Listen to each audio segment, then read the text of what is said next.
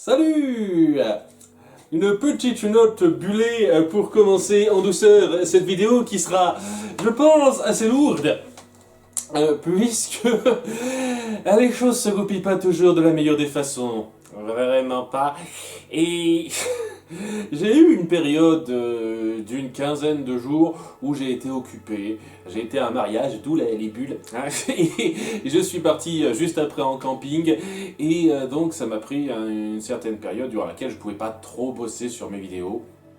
Et je pouvais encore aller sur internet, ça s'est plutôt bien coupillé par rapport à ça, mais je pouvais pas bosser en camping, j'avais pas le matériel, et c'était plus compliqué d'écrire et tout et tout. Donc j'étais un peu obligé de subir, entre guillemets, les actualités sans pouvoir y réagir directement en vidéo. Et il y a eu pas mal de choses qui sont tombées durant cette période-là. 3 films sont sortis qui peuvent m'intéresser à traiter en avis à tiède. Je les ai pas encore vus, donc je peux pas dire à 100%, mais il y en a au moins que je ferai, et je pense que ce sera le seul, parce qu'avec tout ce que j'ai à rattraper, ça me paraît difficile d'en faire plus. Et il y a eu la vidéo de MJ sur le Nostalgia Critique. Gros morceau. Gros morceau. Et c'est pas une insulte directe à sa personne, hein, je parle vraiment du propos, hein, évidemment, de la chose. Et c'est assez particulier. C'est quelque chose quand un critique, un youtubeur qu'on aime, chie sur un autre youtubeur qu'on aime.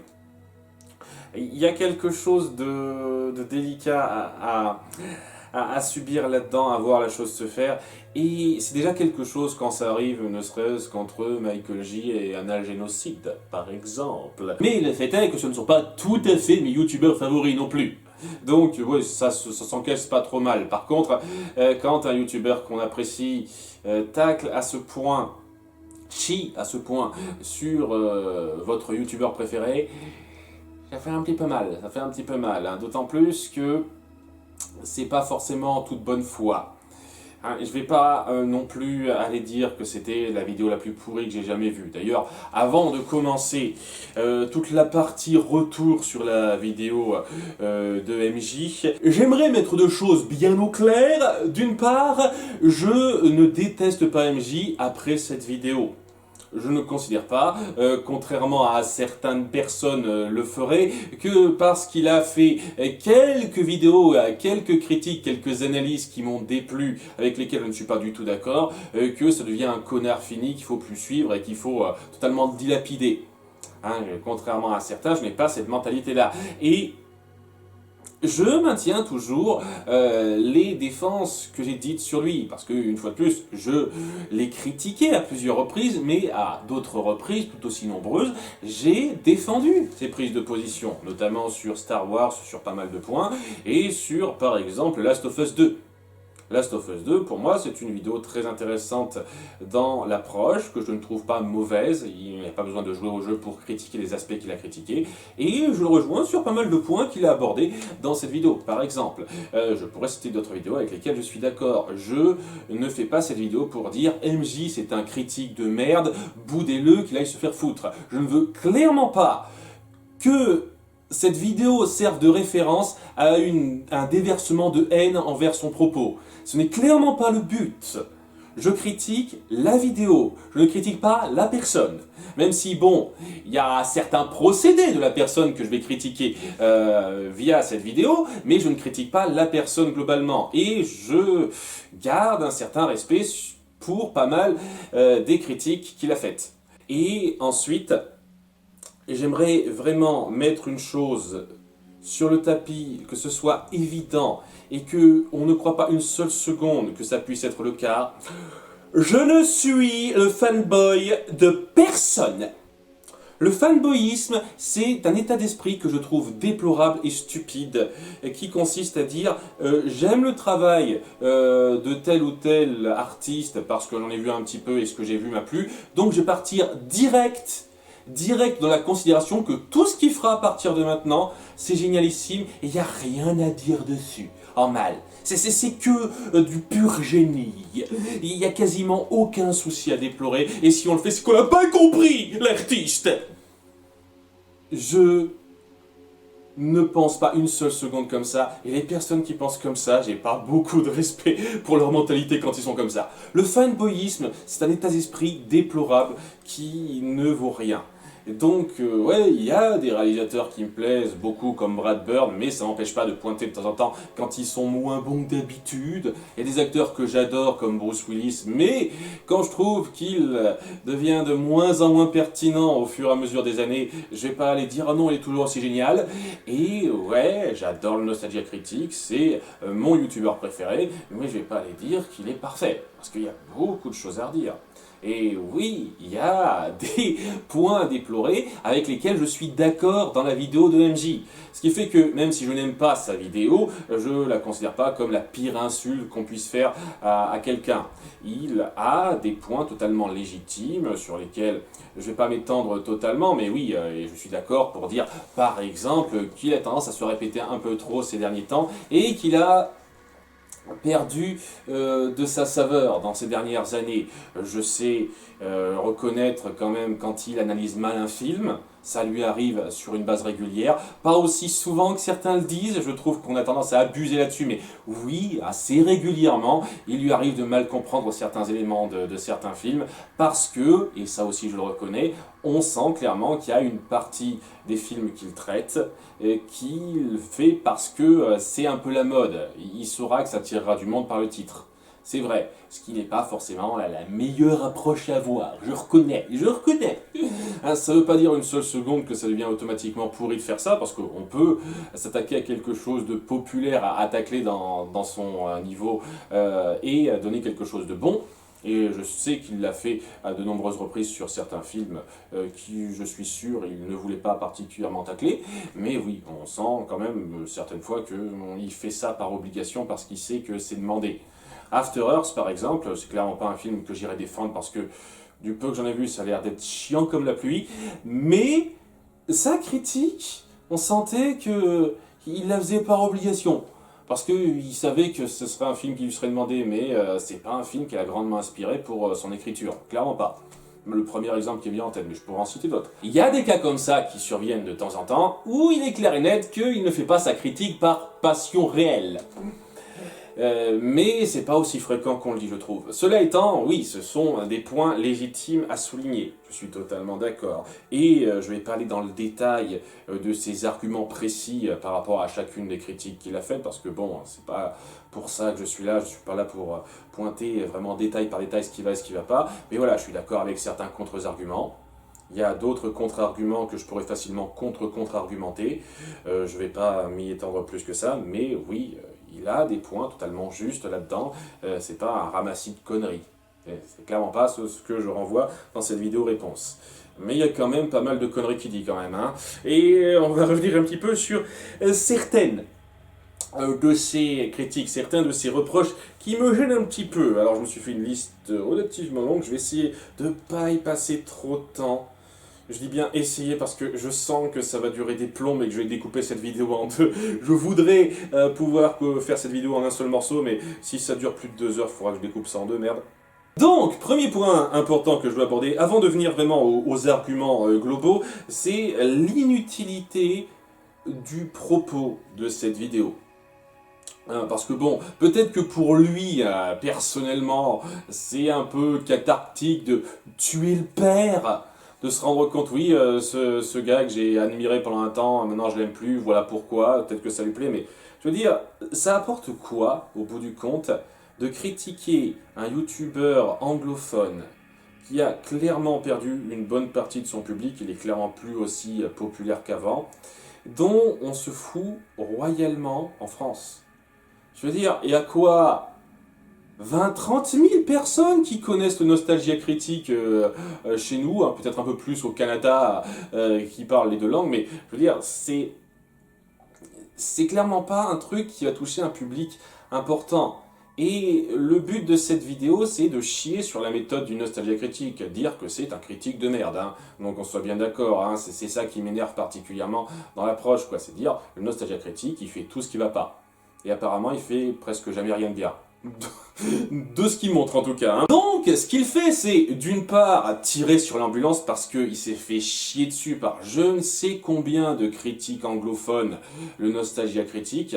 Hein, il apporte pas beaucoup de choses nouvelles, hein, je vous jure, il y a beaucoup de gens qui n'ont pas arrêté de s'acharner sur Nostalgia Critique en disant à quel point il est merdique, hein, et je vous cache pas que ça m'avait déjà pas mal gavé, mais bon, voir un critique francophone s'acharner là-dessus alors que c'est clairement pas le public qui le regarde et qui est vraiment intéressé en grande partie par le Nostalgia Critique, je trouve ça un peu inutile, et ça servira juste à braquer les gens qui ne le connaissaient pas et dire oui, il a raison, ça a l'air d'être de la merde ce critique que j'ai plus suivi depuis des lustres ou que j'ai pas vraiment suivi, je connais juste de nom, quoi. Ça a l'air d'être de la merde comme il dit, ah, je suis totalement d'accord, je vais disliker cette vidéo, tiens, ah, il y a peut-être certains qui se sont dit ça.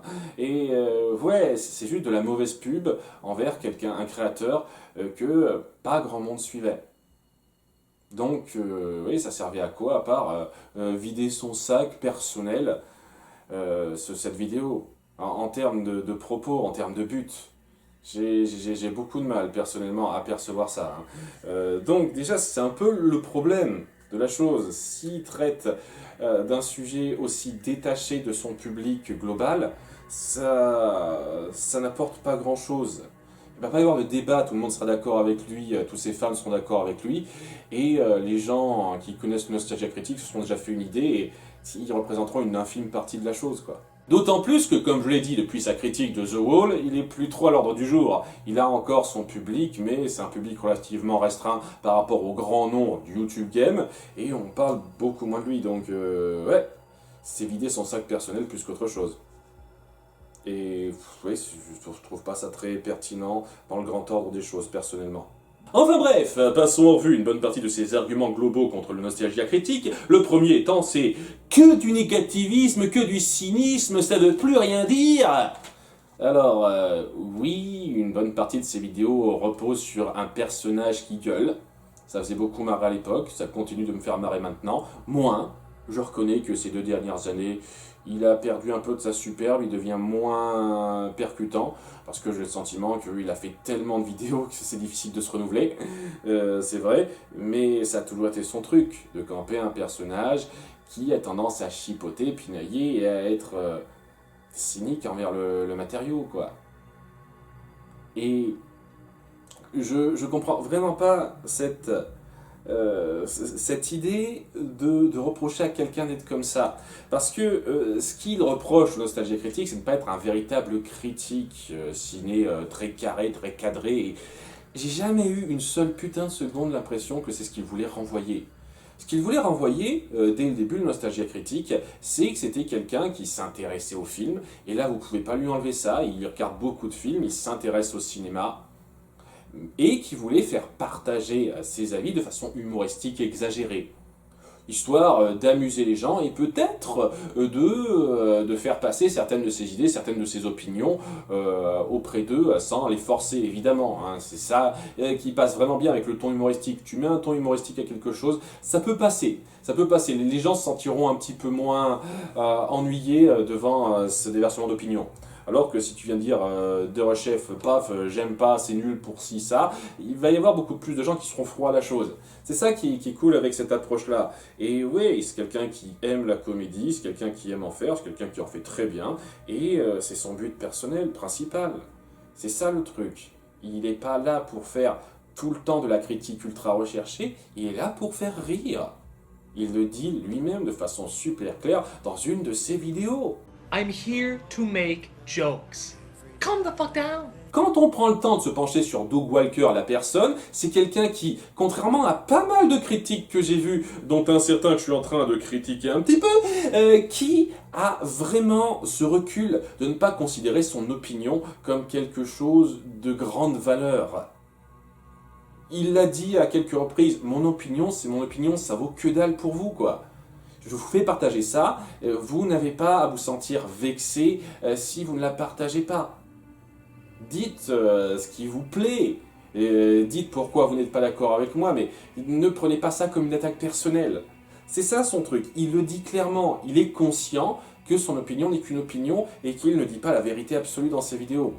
Et c'est une des choses qui fait que je respecte ce critique un peu plus qu'une partie des autres critiques qui ont cette tendance, ce caractère vraiment bien poussé qui nous donne vraiment l'impression que leur opinion, c'est quand même au-dessus du lot, quoi. Hein, mon opinion, c'est quand même fort, hein, je détiens une certaine vérité. Lui, il ne renvoie pas ça.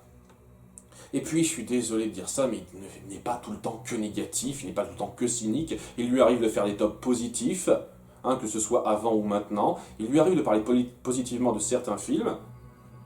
Et je reviendrai un petit peu sur certaines formules qu'il a. Il lui arrive de traiter des films qu'il aime, avec un ton humoristique, mais en n'oubliant pas d'appuyer les choses qui lui plaisent là-dedans, et de dire ce qui font que, pour lui, c'est quand même sympathique à suivre. Il a commencé relativement tôt avec Hook, par exemple, où il s'est moqué une bonne partie de ce qu'il y avait là-dedans, mais il n'hésitait pas à appuyer ce qui lui plaisait, les acteurs, les mises en scène, l'humour, ce genre de choses. Il sait être positif, même en tant que personnage de Nostalgia Critique. C'est moins souvent, parce que son truc, c'est clairement le gars qui gueule pour l'humour, et ça vous plaît ou ça vous plaît pas, mais il a toujours été transparent là-dessus, c'est clair, ça a toujours été son truc. Il a vraiment cette formule assez constante qu'il a pour lui, mais il n'hésite pas à changer un peu de ça et à dire quand quelque chose est bien fait. Quand même. Il y a de nombreux exemples que je pourrais vous citer. Donc, venir dire que le personnage n'est que cynisme et négativisme, je trouve ça un peu fort du café. D'autant plus que ça va un peu de pair avec une autre critique qu'il a, c'est-à-dire « Oh, le scénar avant tout ». Il ne pense pas à tout ce qui est mise en scène, recherche artistique. Il voit le scénar en premier lieu et c'est vraiment réducteur pour un film. Et ouais, une fois de plus, c'est un peu de la connerie de base parce qu'il y a pas mal de films où il prend la peine de s'attarder sur la photographie, sur la mise en scène. Il y a un moment donné, dans sa critique relativement récente de Sucker Punch, il s'attarde sur le rôle de la BO dans le film. Pour dire, elle est bien faite, mais elle ne donne pas une identité vraiment propre au film. Et avec un bon exemple comparatif. C'était plutôt pertinent de sa part. Il y a quelques reprises des critiques sur la mise en scène et autres, au-delà du scénario. Mais je reconnais, oui, il s'attaque principalement au scénario. Parce que c'est quelqu'un qui a le même genre de priorité que moi quand il regarde un film la plupart du temps, c'est-à-dire qu'est-ce que ça raconte en premier plan. C'est quoi le récit global qu'on nous présente directement? Est-ce qu'il tient la route? Et en quoi c'est mal de faire ça? En quoi c'est mal de s'intéresser avant tout au scénario qu'on nous montre? Je ne comprends pas. À nouveau, si on part sur ta vision que doit être un vrai cinéphile, un vrai critique cinéma, oui, il n'entre pas dans toutes les cases qui te plaisent, mais bon, chacun n'a pas la même vision, et lui, il fait partager sa passion pour le cinéma avec ce qui l'intéresse particulièrement, c'est-à-dire est-ce que ça raconte une bonne histoire? C'est peut-être pour ça que je me suis particulièrement identifié au gars, c'est parce que moi aussi, est-ce que ça raconte une bonne histoire? C'est quand même l'attrait principal d'un film. La plupart du temps, hein. De temps en temps, ça peut aller un peu plus loin que ça, mais c'est l'attrait principal d'un film. Et ouais, il le fait. Des fois, il se plante, des fois, je trouve qu'il est pertinent, ça dépend des émissions, mais il sait être majoritairement drôle en se faisant, et l'approche, je ne vois pas en quoi elle est mauvaise. À part si on part du principe, complètement faux, que le Nostalgia Critique se vante d'être un grand critique de haute qualité et qui a une vision qu'il faut totalement respecter. Ce qui n'est pas le cas. Il considère totalement son opinion comme étant son opinion et pas une espèce de vérité absolue que les autres doivent suivre. Donc je ne comprends pas l'intérêt de cette critique, à part pour se plaindre qu'on ne fait pas les choses comme lui voudrait qu'on le fasse. Ben tant pis pour toi, il fait pas les choses comme tu veux qu'il les fasse, quoi. Hein, il les fait comme il veut qu'il les fasse. Ensuite, celui-là on va en parler vite parce que je me suis déjà penché là-dessus avant. Oh, ça me fait chier qu'il critique une adaptation en se référant aux matériaux de base. Ah là là, ça m'énerve qu'il fasse ça. Écoute, si t'as du mal avec le principe de critique comparative, tu devrais pas parce que c'est exactement ce que tu fais. Le principe de critique comparative, c'est juste de critiquer quelque chose et de dire en quoi autre chose le fait mieux. C'est-à-dire, ça aborde un thème, ça aborde certains sujets, un certain récit. Est-ce qu'il n'y a pas quelque chose fait avant ou après, hein, dans l'absolu, qui a fait ça mieux? Pour dire que, ouais, quoi, c'est clairement perfectible avec ça. Le principe de la critique comparative. Et tu fais ça, hein. Tu fais clairement ça avec ta critique des Spider-Man du MCU, en disant régulièrement à quel point le Spider-Man de Sam Raimi est tellement meilleur. Donc totalement de la critique comparative, ça. Et je pourrais facilement revenir sur une bonne partie de tes arguments là-dessus. Mais bon, quelqu'un l'a déjà fait. Et ouais, même si on part sur le principe d'adaptation, c'est un peu ce que tu fais toi-même lorsque tu critiques la série Gotham, hein. Parce qu'à plusieurs reprises, tu juges cette série par rapport à ce que l'univers de base de Batman est censé donner. C'est-à-dire, oui, Gordon est obligé d'avoir une fille qu'il nommera Barbara. Bah, pourquoi dans Gotham ce serait obligé que ce soit le cas? C'est une nouvelle adaptation. Pourtant, t'insistes là-dessus. Le Joker est forcément en dualité avec Batman. Ok, dans l'univers de base. Est-ce qu'on peut pas créer un nouvel univers où on change ça?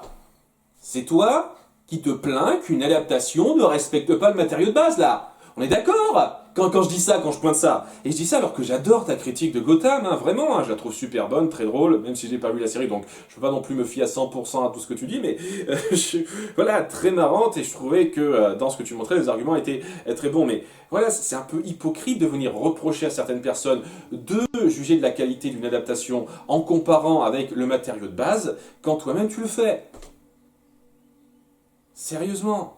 Et t'as beau renier ça rapidement, dénigrer rapidement cet argument dans ta critique de Deadpool, ça change rien au fait que t'as fait la comparaison avec le matériau de base quand t'as critiqué Gotham. Totalement. Tu peux pas renier ça, quoi. Ou alors tu renies la réalité, merde. Critique suivante, le NC se complaît trop dans les mêmes ficelles. Je vais pas totalement te contredire parce que c'est vrai qu'il a cette tendance qu'il a été un peu forcé, je vais le dire clairement, il a été un peu forcé de toujours revenir à la même formule de nostalgia critique qui gueule sur un film en faisant des blagues de temps en temps. Ça a été vraiment la formule qu'il a portée jusqu'à présent. Mais oser dire qu'il n'a fait que ça, c'est totalement abusé parce qu'il a essayé des tonnes d'autres choses. Et vraiment. Même avant qu'il se lance dans Demo Reel, je vais en parler de ça, ça va être un morceau important, il a essayé des trucs un peu différents. À côté, il a fait les Bum Reviews, il a fait les Ask That Guy with the Glasses, où c'était assez hilarant d'avoir ce personnage totalement sans gêne, qui répondait à des questions, mais avec un ton vraiment malicieux très particulier. C'était assez rafraîchissant, ces vidéos. Et au passage, je tiens à préciser que ces vidéos-là, c'est ça qui a amené Linkara à faire des vidéos en participant à une demande qu'il a faite, le Nostalgia Critique. Et s'il n'y avait pas eu cette émission-là, on n'aurait peut-être pas eu Linkara. Linkara n'aurait peut-être pas lancé sa chaîne. Je le précise, ça, hein, rapidement. Je reviendrai un petit peu sur cette partie-là dans un sujet un petit peu polémique.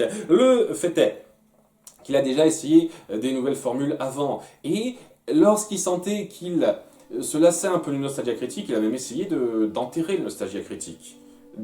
Directement, littéralement, en le tuant lors d'une émission spéciale et en lançant un nouveau concept d'émission, Demo Reel, qui s'est totalement fait chier dessus. Et autant la première émission, c'est clair et net que ça cherchait, autant je trouve sincèrement que ça commençait à prendre forme et avoir une identité sympathique au bout du deuxième, troisième numéro. Mais le truc, c'est que c'est allé qu'au numéro 5 et que, à cause du gros manque de succès, il a été obligé de retourner au Nostalgia Critique. Et c'est assez attristant de voir ça, dans l'absolu, de voir qu'un projet qu'on essaye de lancer pour sortir un petit peu des sentiers battus qu'on s'était fixés et partir vers de nouveaux horizons, être un petit peu plus rafraîchi de ce qu'on fait, ne marche pas et qu'on est obligé de revenir à ses origines, de revenir à ses sentiers battus. Je trouve qu'il a fait une excellente transition, j'ai déjà parlé de la vidéo The Review Must Go On pour ça, mais ouais, il y a ça qui a dû se faire. Mais malgré tout, il a quand même changé sa formule, parce que dans Demo Reel, il avait constamment des acteurs qui jouaient avec lui, il n'était pas tout seul. Et donc il a essayé de jouer sur ces acteurs-là, quoi, qu'il avait embauchés et qu'il a toujours maintenant. Je reviendrai aussi là-dessus. Mais bref, il a fait des mises en scène supplémentaires, quelque chose d'un peu plus poussé. Alors certes, c'est pas aussi cinématographique que ce que font certains autres youtubeurs, mais c'est quand même de la mise en scène, pour appuyer davantage ses gags et faire des vidéos qui essayaient de mélanger un petit peu le nouveau style qu'il se crée au format habituel qu'avaient les gens. Et je trouve qu'il a fait quelque chose de très bon. Je trouve que la période post-retour du Nostalgia Critique, c'est la meilleure période du Nostalgia Critique pour moi. Il a fait énormément de vidéos géniales là-dedans, où il reprenait les mêmes ficelles qui marchaient bien, mais en inventant du neuf à côté, quoi. En donnant plus de fraîcheur avec ses mises en scène et ses acteurs qui jouaient. C'était très fun. Il y a eu énormément de très bonnes vidéos là-dedans. Et bon, ça finit par s'essouffler. Il a essayé quelques nouveaux concepts qui ont malheureusement pas pris énormément. Mais il a essayé des tonnes de nouveaux concepts. C'était genre, vous n'avez jamais remarqué ça dans un film. Il faisait des listes, des petites anecdotes autour d'un film. Il a fait récemment, par exemple, de nouveaux concepts qui, je suis sûr, finiront par dépérir, comme tous les concepts hors NC qu'il a lancés malheureusement, qui visait déjà d'une part à revenir sur un film un petit peu bizarre, sans faire de la critique détail au détail, mais vraiment un peu comme moi en fait. Il voulait juste revenir sur la bizarrerie de ces films et les analyser un petit peu. Il y avait de l'analyse là-dedans, pas ultra poussé comparé à d'autres, mais quand même il y avait de l'analyse là-dedans, donc c'est pas que du NC. Et aussi récemment il a lancé un nouveau concept qui consiste à revenir sur la carrière de certains acteurs ou réalisateurs. Il en a fait que 3 pour l'instant, et une fois de plus, j'ai le sentiment que ça ne durera pas malheureusement. Chaque fois qu'il se lance dans un nouveau projet, ça finit par un tout petit peu s'estomper, il en fait un petit peu et il lâche la chose. Et c'est un petit peu frustrant de voir ça, parce qu'il y a de très bons projets dont j'aurais vraiment aimé les voir se poursuivre. Notamment Bum Reviews qu'il a fini par arrêter, As That Guy With The Glasses, là aussi il a fini par arrêter ça au bout d'un moment. C'est un peu... Voilà, c'est une critique envers le personnage, quoi. Il ne se renouvelle pas, qui est fausse, parce qu'il essaye plusieurs fois de se renouveler, mais c'est vrai qu'il n'arrive pas à se renouveler longtemps. Mais on peut pas dire qu'il n'essaye pas, merde. Sérieusement, il essaye. Dans le même ordre d'idée, on a « Oh, il se conforme trop à la vie générale !» Alors oui, j'en ai parlé au début, c'est une critique sur laquelle je reviens, c'est vrai, on sent qu'il s'attaque à certains films parce qu'il sait que le grand public le veut. C'est exact. Et que certaines critiques, on sent qu'il les pioche un peu dans la vie générale. Mais c'est clairement pas tout le temps, et il lui arrive souvent, déjà de ne pas traiter que des films qui sont ultra populaires pour parler à tout le monde. Je veux dire, quand il s'est dit, tiens, je vais critiquer G.I. Joe, le film animé, il y avait personne qui lui avait demandé ça. Pourtant, il l'a fait parce qu'il sentait que ça lui ferait plaisir. Merde. Il y a énormément de cas comme ça où il traite des films à côté qui sont pas aussi évidents. C'est pas les films que tout le monde lui demande. Et il y a des fois où il sort de la veine majoritaire, où il critique certains films en disant « Ah, je trouve que c'est quand même mieux que ce qu'on dit » ou « Je trouve que c'est moins bon que ce qu'on dit ». C'est pas un putain de bouton qui dit « Ah, tout le monde trouve que c'est comme ça, alors je fais comme ça ». De temps en temps, il le fait, mais pas tout le temps. C'est ça le truc, il n'y a pas de nuance dans les propos de MJ. Il dit que c'est genre ce qu'il définit totalement, alors que c'est juste un pan de ses vidéos. Un autre grand pan de ses vidéos qui est plus important pour moi, c'est qu'il fait son propre truc, et qu'il a son propre avis, qu'il essaye de montrer aussi, quoi. C'est pas un mouton qui veut faire plaisir à tout le monde tout le temps. Il essaie un peu de se faire plaisir dans ses vidéos quand même, quoi, merde. Donc, ouais, c'est vrai qu'une partie du temps, et il ne l'appuie pas, il dit que c'est vrai tout le temps, presque, donc un problème que j'ai avec lui, quoi. Alors, élément suivant. Il y a... Ouais, il faut que j'en parle, ça. Il faut que j'en parle, ça va être le moment polémique. Son rapport avec les autres membres. Les autres gens avec lesquels il joue dans ses vidéos. D'accord, il a très mal géré l'organisation de Channel Awesome. Ce qui fait que une bonne partie des membres de Channel Awesome ne se sont pas sentis parfaitement en sûreté, pas parfaitement à l'aise sur le site, et ça s'est très mal passé. Apparemment, énormément de tournages ont été mal organisés, et il y avait quelqu'un au-dessus de lui, quoi, qui gérait un petit peu la chose, qui s'appelait Mike Michaud, qui se comportait comme un connard envers les membres de Channel Awesome qui participaient, et ça s'est pas bien goupillé. C'est pas bien goupillé. Voilà, ce qui fait qu'ils ont tous fini par partir, se plaindre du traitement qu'ils ont reçu, et ok. Il y a certaines choses à reprocher à Doug Walker par rapport à ça, et je trouve pas que ce soit la chose la plus gravissime à lui reprocher. Doug Walker, ce qu'il a fait, c'est, je pense, la même tare que j'ai, c'est qu'il n'aime pas le conflit direct. Il n'aime pas avoir à gérer des choses graves et se mettre en avant pour du débat houleux.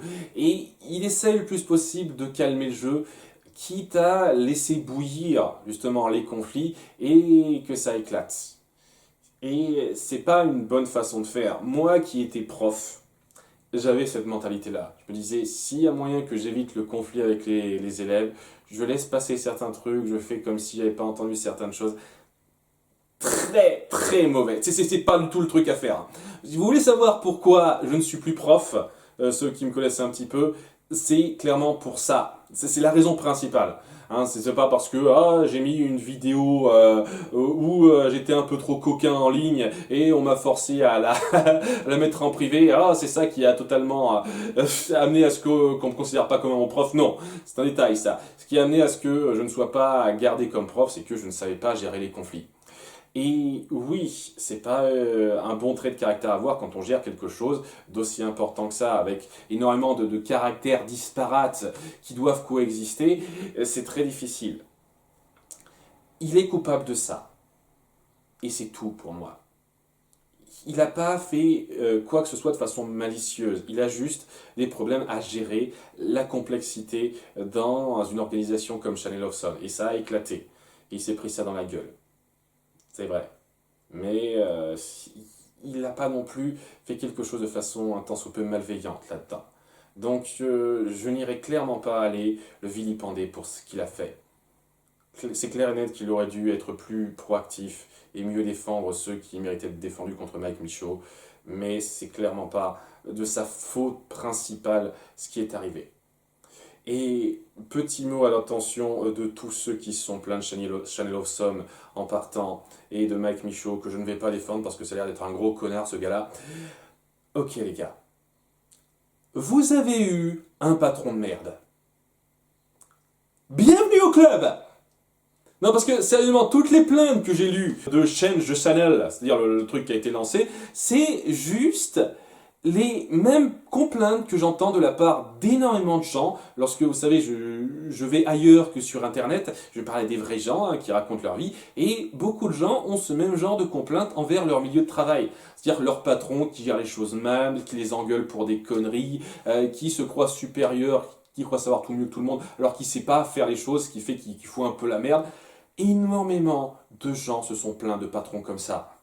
Vous êtes clairement pas les premiers et clairement pas les derniers. Et sérieusement, quand je vois le boulot de merde, ce que s'est tapé ma mère durant toute sa vie, où son patron était un connard fini qui la traitait mal, son boulot la faisait chier, elle le faisait par besoin pécunier, et même ses collègues n'étaient pas là pour la soutenir parce qu'elle était du genre syndicaliste, ma mère, tout le monde s'en branlait royalement, donc personne n'était là pour la soutenir, et lorsqu'elle essayait un petit peu de lutter pour les droits du travail, il n'y avait personne derrière elle. Elle a vécu une vie professionnelle pourrie pendant 40 ans, ma mère. J'ai 1000 fois plus de compassion pour ce qu'elle a vécu, que pour ce que vous avez vécu. Parce que vous, au moins, vous avez été lancé là-dedans pour un projet de passion, faire des vidéos, et vous en êtes sorti avec quelque chose, avec une certaine notoriété qui vous a pas lâché pour une partie d'entre vous. Alors, oui, vous avez eu un patron de merde, je suis désolé pour vous, mais je vais pas aller vous plaindre et pleurer sur vos sorts, parce que énormément de gens ont vécu pire que vous. Et ils n'ont pas la chance d'avoir un job aussi sympathique que le vôtre. Alors, voilà, hein. Désolé pour ce qui vous est arrivé, mais je vais pas non plus aller vous jeter des fleurs. Donc, voilà, c'est le gros moment polémique. Ça c'est dit, on passe au l'argument suivant. Il y a certains films, faut quand même pas les tacler, hein, c'est pas de bon goût. Alors il fait ça pour deux types de films. Tout d'abord, les films qui sont jugés comme vraiment classiques.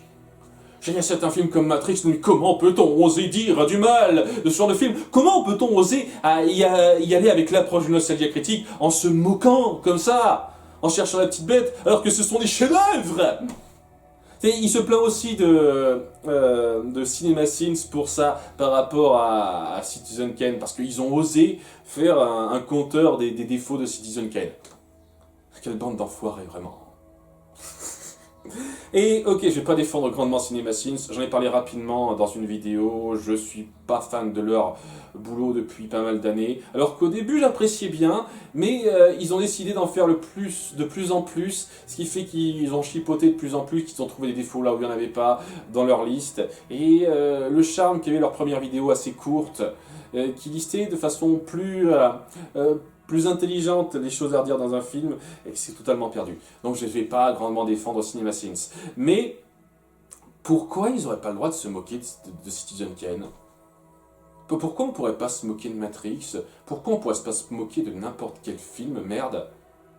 C'est le même genre de considération pourrie que j'ai déjà critiqué il n'y a pas longtemps de ça dans une de mes vidéos mises au point sur la considération des chefs-d'œuvre. C'est considéré comme un chef-d'œuvre par la masse, donc intouchable.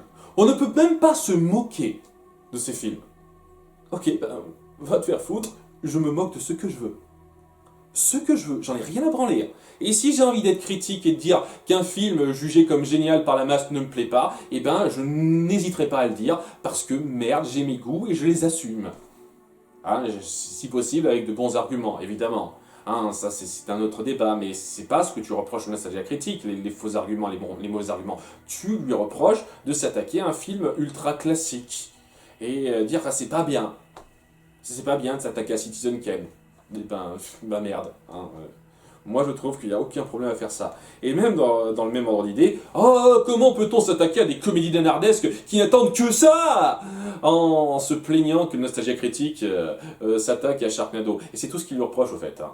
Il n'en a rien à branler du niveau des blagues, de la chimie entre le cinéma snob et le Nostalgia Critique. C'est juste l'approche est pourrie. Ah ah et puis oh c'est pour le fric. Ah il y a énormément de critiques qui choisissent des sujets parce qu'ils savent que c'est populaire. Et ils font des bonnes vidéos malgré tout. Il faut arrêter les conneries. Énormément de ces vidéos que je trouve super drôles, Nostalgia Critique, il les a faites parce que c'était populaire auprès du public. Et il se trouve que ça l'a inspiré. Et oui, Sharknado, c'est clair et net que c'est un film qui a été écrit pour être nul dans un certain degré, mais pourquoi on peut pas se marrer de ça, merde? D'autant plus qu'il reproche au Nostalgia Critique de participer à la popularité du film, alors que non, c'est parce que le film est populaire qu'il l'a critiqué. Non, vraiment, hein, faut vraiment faire la nuance. Hein. Si le film ne faisait pas parler de lui, il n'en aurait pas parlé, le Nostalgia Critique. C'est justement parce qu'il a fait parler de lui que le Nostalgia Critique en a parlé. Hein, faut bien comprendre que la plupart des gens qui ont mis Sharknado au nu, c'est pas juste les critiques bêtes et méchants qui voulaient en tirer du mal. C'est aussi une grande partie du public qui voyait ça comme une façon de se marrer. C'est tellement nanardesque dans la mise en place. C'est pas un nanar, mais c'est une comédie nanardesque, comme le dit le fossoyeur de film. On peut s'en marrer. Et c'est ce que fait le Nostalgia Critique avec le cinéma snob. Pourquoi on peut pas se marrer de ça? Depuis quand c'est toi qui dictes de quel film on peut plus se moquer, merde? Sérieusement, quoi? C'est quoi cette dictature de la critique à faire et ne pas faire? Il critique ce qu'il veut, il t'emmerde. Bon, il te le dira pas parce qu'il est beaucoup plus coulant que moi, mais punaise! On critique ce qu'on veut, merde. Après, si c'est pertinent ou pas dans les propos, c'est un autre débat, mais on critique ce qu'on veut. Putain. J'ai envie de critiquer Citizen Kane, de dire ce qui fait qu'il y a des problèmes dans ce film, je suis parfaitement en droit de le faire. Et si j'ai envie de critiquer un truc totalement à chier, même qu'il l'assume, même en sachant que ça lui donnera un peu plus de popularité, bah je le fais. C'est pas parce que tu nous balances un argument de Spoonie rapidement, qui nous balance son point de vue sur les nanars, qui devrait être bien fait d'une certaine façon et mal fait d'une certaine autre, que c'est un argument d'autorité, une vérité absolue. Je suis désolé. C'est une vision qui me gêne horriblement parce que c'est quelqu'un qui veut dicter, mais vraiment dicter ce qui est de bon ton ou pas de critiquer. C'est pas juste je critique le point de vue de quelqu'un, c'est je critique une façon de voir les choses. Numéro suivant, un peu gratiné celle-là aussi, le Nostalgia Critique arrête pas de faire des méchants hommes de paille. Alors, il faudra vraiment qu'on me définisse ce qui pour toi, ce qui pour tout le monde est un homme de paille, parce que je ne comprends vraiment plus ce qui est censé être ce truc. On me sort cet argument à tout va, à n'importe quelle occasion, à chaque fois qu'on n'est pas content d'une critique que quelqu'un a fait sur ci ou ça. Oh mon dieu, il a fait un homme de paille, enfoiré, c'est trop nul. Alors que bon, peut-être que la définition que j'ai donnée de l'homme de paille n'était pas la plus parfaite, la plus claire qui soit. J'ai fait vraiment par rapport à mon interprétation et les définitions qui me semblaient les plus pertinentes. Mais si ça se trouve, il y a d'autres interprétations. Mais étant donné qu'on n'arrête pas de sortir cet argument à tout va, vraiment, ça veut plus rien dire, quoi. Lors qu'on sort homme de paille, moi je me dis, ouais, va te faire foutre, quoi. Tu nous sors l'argument massu numéro 4 qu'on sort tout le temps dès lors qu'on veut foutre le somme à quelqu'un, quoi. Alors, je suis pas d'accord avec ce que tu dis, tu fais de l'homme de paille. Alors, tu m'as eu, je ne peux rien rétorquer à ça. Alors bon, je vais pas dire une seule seconde que le nostalgie critique ne fait jamais d'homme de paille. Il en fait. Moi-même, lorsque j'ai parlé du sujet, je lui ai reproché dans sa vidéo sur Amadeus, de le faire.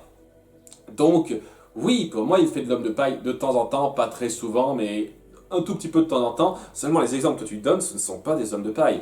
En fait, tu reproches Nostalgia Critique de représenter les réalisateurs par des caricatures qui ne les correspondent pas. Et le truc, c'est que voilà, ce sont des caricatures assumées. Ce ne sont pas des représentations véridiques qui sont censées dépeindre ce que pense véritablement le Nostalgia Critique de la personne. Je veux dire, faut vraiment être con pour croire une seule seconde que ce portrait de Shyamalan essaye d'être une critique sérieuse, véritable du réalisateur. Évidemment que c'est une parodie, évidemment que c'est une caricature totalement exagérée, assumée, qui ne correspond rien au réalisateur, et à part si on a 2 de QI, le spectateur se dira « Ok, c'est une caricature rigolote, je me doute bien que c'est pas Shyamalan, parce que ça correspond pas au vrai Shyamalan ». Mais apparemment, ouais, tu considères que on sera assez con pour croire que c'est vraiment Shyamalan, ça. Ok, je sais pas pour qui c'est le plus insultant, en fait. Parce que le principe de caricature, ça existe depuis des lustres, hein. Ça fait des lustres qu'on caricature des personnages célèbres, des personnes célèbres dans pas mal d'œuvres. Et j'ai pas souvenir que tu te sois plaint de ces œuvres-là. Tu t'es pas plaint de South Park ou des Guignols de l'info, alors que c'est exactement ce qu'ils font, hein.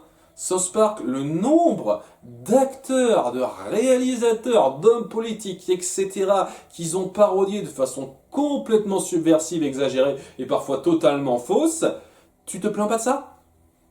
Parce que c'est le même principe, hein. C'est pour se marrer, on en fait des caisses, c'est ça.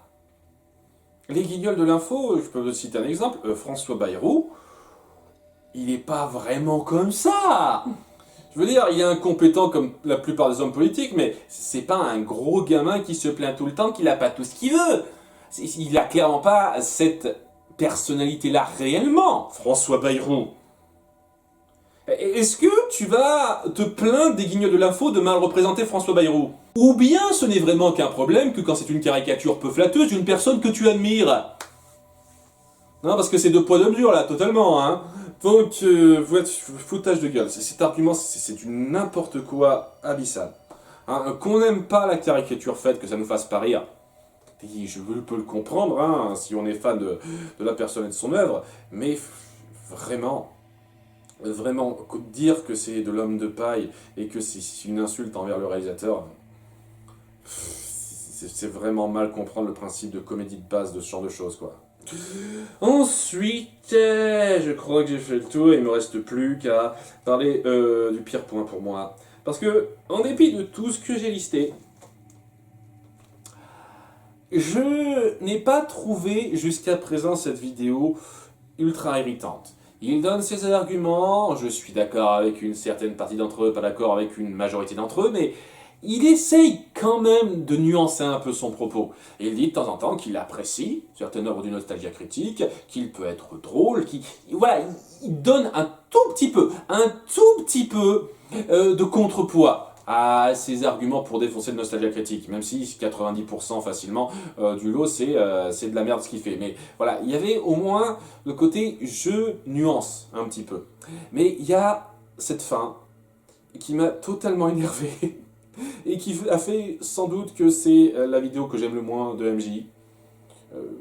Même si j'avais la compétition, parce qu'il y a certaines vidéos de MJ que j'aime pas trop, mais voilà, ça se termine sur une apparition de lui-même habillé en Nostalgia Critique, où déjà il se plaint « Non, non, on va pas faire de l'homme de paille comme lui, on n'est pas aussi nul que lui !» Alors déjà, ça me gonfle pas mal, parce qu'une fois de plus, ce n'est pas de l'homme de paille. Et d'autre part, je te jure, j'aurais largement préféré que tu fasses ça que ce que tu nous as fait. Parce que ce que tu nous fais, c'est le gars qui vient dire « Ok, je suis juste une partie de toi qui essaye de te faire reconnaître que tu es un peu comme le Nostalgia Critique. Toi aussi, tu t'arrives de chipoter, de te tromper, de faire du placement de produits, de faire les choses de façon un petit peu pécuniaire, ce genre de choses, quoi. » Et je me suis dit, à ce moment-là, l'espace d'une petite minute, lorsqu'il fait cette énumération, ah, ok, on va partir sur cette note d'humilité, de dire que je souffre quand même d'une partie des problèmes que je reproche au Nostalgia Critique, même si de mon point de vue, je souffre moins de ça, il y en a beaucoup moins, hein, j'imagine, mais je souffre quand même d'une partie de ces problèmes-là, et ça change rien au fait que je suis pertinent. Le Nostalgia Critique, c'est peut-être pareil. Pour tout ce que j'ai à lui reprocher, il y a quand même des choses bien à en redire, mais il a plutôt préféré faire l'argument du non, tu racontes de la merde, moi je suis pas une merde comme lui, moi je fais des efforts, moi j'essaye de m'améliorer et je ne vais pas retenir ces sales traits et être quelqu'un de bien meilleur. Je ne suis pas au même niveau de médiocrité que lui. C'était une façon d'enfoncer le bouchon, mais totalement, de façon à ce qu'il se retrouve au fond de la bouteille, quoi, pour bien dire, Nostalgia Critique, je l'emmerde maintenant. Et je vaux 1000 fois mieux que lui. C'est-à-dire que c'est une chose de critiquer quelqu'un sur sa méthode, dire que ce qu'il fait c'est nul, mais c'est quand même particulièrement fort de café d'oser dire, moi je vaux mieux. Je vous prends déjà à l'avance ceux qui diront que j'ai les mêmes tares que le Nostalgia Critique parce que « Oh, moi je vaux tellement mieux, j'aspire à tellement mieux que lui !» C'est de l'ego trip couplé à de l'insulte directe envers une personne, ça. Et je vous assure que quand on apprécie sincèrement la personne qui est insultée, se faire traiter de cette façon très fourbe, vraiment assez fourbe, ça vous gonfle pas mal. Ce passage-là, c'est facilement le pire niveau d'écriture qu'il ait jamais fait dans ses vidéos pour moi. Parce que c'est une chose de venir critiquer une façon de penser, mais venir chier sur toute l'œuvre d'une personne, et toute la personne en elle-même, parce que bon, l'œuvre d'une personne représente en partie cette personne. Et de dire à côté, moi, je vaux tellement mieux, avec un petit épilogue où il dit, ah, est-ce que je pourrais pas être un petit peu déviant comme lui? Il dit, non, non, si tu fais gaffe, tu seras encore meilleur en évitant de reproduire ses erreurs, en vraiment posant le Nostalgia Critique comme l'exemple de la critique de merde ne pas suivre du tout. C'est un niveau d'insulte vraiment particulier, surtout envers quelqu'un qui clairement ne s'abaisserait jamais, jamais à quelque chose comme ça. Vraiment, parce que le Nostalgia Critique, pour tous les défauts, vous pouvez lui reprocher dans ses critiques, dans ses approches, c'est clairement loin d'être le monstre que certains dépeignent. Le Nostalgia Critique, c'est quelqu'un qui s'est lancé dans ses vidéos parce qu'il voulait faire rire les gens. C'est quelqu'un qui a essayé de monter un collectif pour partager sa passion et avoir quelque chose de grand. Ça n'a pas marché, mais il a rebondi sur ses pattes et je trouve vraiment qu'il a appris de ses erreurs lorsqu'il a recruté vraiment une nouvelle équipe pour bosser avec lui et qu'il a essayé vraiment d'avoir des relations plus saines avec eux. Parce que lorsqu'on voit toutes les vidéos d'à côté, les making-of, etc., on sent qu'il y a une bonne ambiance avec tout le monde. C'est quelqu'un qui a vraiment essayé de perdurer et de se renouveler même s'il n'y est jamais vraiment arrivé parce qu'il y a des tonnes de trucs qui lui sont tombés sur la gueule. Mais les coups durs qui lui tombent sur la gueule, je vous jure, on pourrait en faire une longue liste, je pourrais faire un top 15 des coups durs qui lui sont tombés sur la gueule. Plus ou moins de sa faute. Parce que bon, il n'est pas à ne pas blâmer non plus, hein, évidemment. Il y a énormément de choses qui lui sont tombées sur la gueule, mais pourtant il a continué. Il a continué, il a toujours son équipe qui a l'air toujours assez sympa, toujours content de travailler avec lui, et il continue. En dépit du fait que, avec tous les trucs qui lui sont tombés dessus, il n'est pas aussi populaire qu'avant. Mais à ce sens, il me rappelle beaucoup Mr. Hunter. Mr. Hunter, j'en parle rapidement pour ceux qui ne connaissent pas. C'est un critique qui traite d'animation, donc épisodes de séries télévisées ou films, et qui s'est fait énormément de chier dessus par beaucoup de gens, fut un temps, hein, je ne sais plus si trop maintenant, mais comme étant le pire critique YouTube existant. Il y a pas mal de vidéos comme ça qui le dépeignaient comme étant le pire critique YouTube existant, on n'arrêtait pas de le dire, enfin le pire critique cinéma. Faut le préciser ça. Et le mec, il en avait rien à foutre.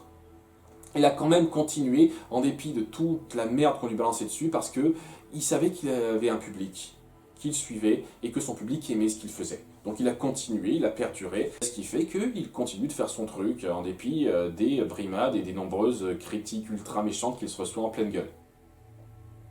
Et Nostalgia Critique, c'est pareil. Après toutes les crasses qu'il s'est tapé, tous les faux pas qu'il a fait et tous les faux pas qu'on lui alloue alors que ce ne sont pas vraiment des faux pas pour moi, il s'est fait chier dessus un nombre incommensurable de fois. Énormément de collègues avec qui il a bossé ont fini par le renier et à dire que c'était vraiment le pire avec qui bosser ce genre de choses, que son humour était à chier. Et énormément de gens l'ont vilipendé sur le net. Et il a toujours continué. Il a toujours continué avec le sourire. Il a toujours participé à des conversations, à des streams. Il a toujours fait des vidéos où il montrait sa nature très, très joviale et que c'était quelqu'un avec qui ce serait super sympa de passer une soirée. Vraiment. Et lorsque quelqu'un faisait une parodie de lui, lorsqu'on faisait une caricature de lui, Honey Plays, ce sont des youtubeurs gamers assez connus qui ont vraiment pas mal caricaturé Nostalgia Critique et Linkara. Lorsqu'il a su ça, il s'est dit ok, c'est cool, c'est marrant, j'ai écouté ça. Et il a même fait le petit discours. Et si on peut pas se moquer de soi-même, de quoi on peut se moquer? Je veux dire, je fais un super boulot, je fais rire les gens. Pourquoi je me plaindrais quoi, que quelqu'un se moque de moi? C'est comme si un réalisateur qui touche des millions venait me voir à cause d'une mauvaise critique d'un de ses films et me disait « Hé enfoiré !» C'est comme si je réagissais comme ça. Parce que le mec, il a quand même conscience que avoir une notoriété, c'est génial. Avoir son public qui vous suit, c'est génial. Et les critiques, aussi mauvaises qu'elles peuvent être à côté, ne veulent rien dire. Du moment qu'on a son public et les gens qui nous suivent et qui nous aiment. Ce mec, en dépit de toute la merde qui s'est pris dans la gueule, n'est jamais devenu cynique véritablement dans la vie. Et il a continué à produire pour son public. Et je le respecte infiniment pour ça, infiniment plus que tous ces gens qui se croient supérieurs, qui croient détenir la vérité absolue dans leurs opinions, et qui, dès lors qu'on les prend en grippe, dès lors qu'on fait une caricature un petit peu rabaissante d'eux, dès lors qu'on fait une critique un peu trop rabaissante d'un film ou d'un réalisateur qui leur plaît, se mettent en mode « Comment c'était, enfoiré !» Ces gens-là, punaise, pourquoi je les respecterais plus que le Nostalgia Critique? Même s'ils font moins d'erreurs, hein, même si ça peut se jauger, ça, hein, vraiment, hein, c'est vraiment à débattre, quoi. Même s'ils font moins d'erreurs, parce que sérieusement, humainement, en dépit de de toutes les erreurs qu'il a faites, c'est quelqu'un qui reste beaucoup plus louable qu'une bonne partie des critiques, et qui continue à faire son boulot. Même si je reconnais que depuis 2 ans, depuis la critique de The Wall, j'ai l'impression qu'il s'est un peu refroidi, qu'il n'ose plus faire des grands projets. Et le Covid-19 n'a pas aidé non plus, hein, c'est sûr. Hein. J'ai le sentiment qu'il s'est un peu refroidi, on sent que ça l'a affecté, même s'il n'en a pas parlé. Il continue malgré tout. Et je perdrai jamais mon respect pour lui, à moins qu'il fasse véritablement quelque chose de grave. Et clairement pas quelque chose de grave niveau « Ah, change Chanel », alors qu'il a juste mal géré quelque chose en étant trop passif, ou The Wall, où il a juste été ultra maladroit dans sa critique. Voilà, oui, il a fait une mauvaise critique, voilà, hein, c'est pas l'antéchrist. Je suis prêt à le défendre pour beaucoup de choses, même s'il est imparfait. Même si il est loin de faire toujours les meilleures vidéos qui soient et clairement pas les plus grandes analyses au monde. Hein, il sait faire de bonnes analyses de temps en temps, mais c'est clairement pas ce pourquoi on suit, c'est clairement pour son humour qui sait encore faire mouche. Ce mec, je suis prêt à le défendre totalement. Parce que, humainement, il représente beaucoup plus qu'énormément de gens qui lui reprochent toutes ces choses.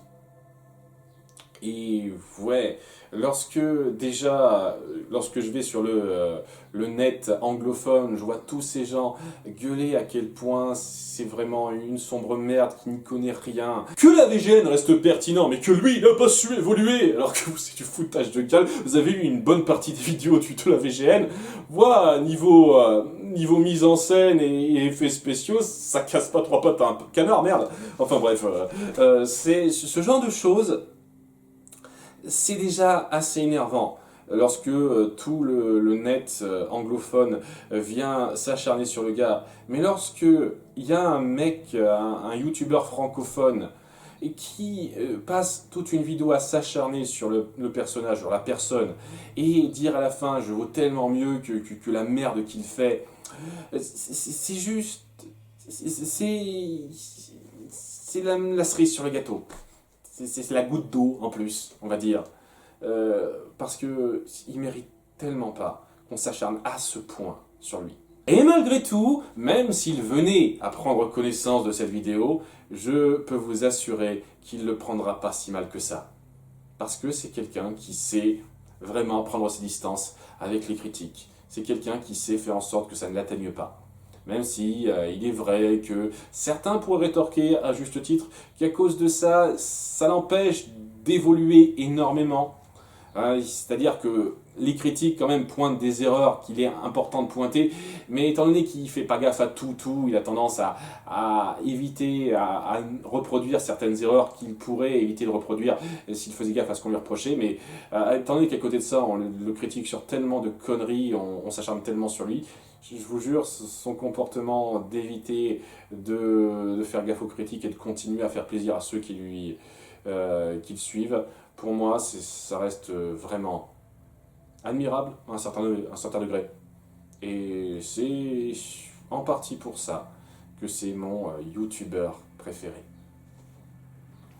Cela étant, si j'ai fait cette vidéo, c'est pas juste pour me plaindre de MJ. Et oui, j'espérais pas que ce soit long, mais évidemment que ça s'est étendu. Vous m'étonnez, après un sujet aussi important pour moi, c'est impossible de ne pas m'étendre longtemps sur le retour là-dessus. Mais si je voulais faire cette vidéo, c'était majoritairement pour me centrer sur le positif que j'ai à dire sur le Nostalgia Critique.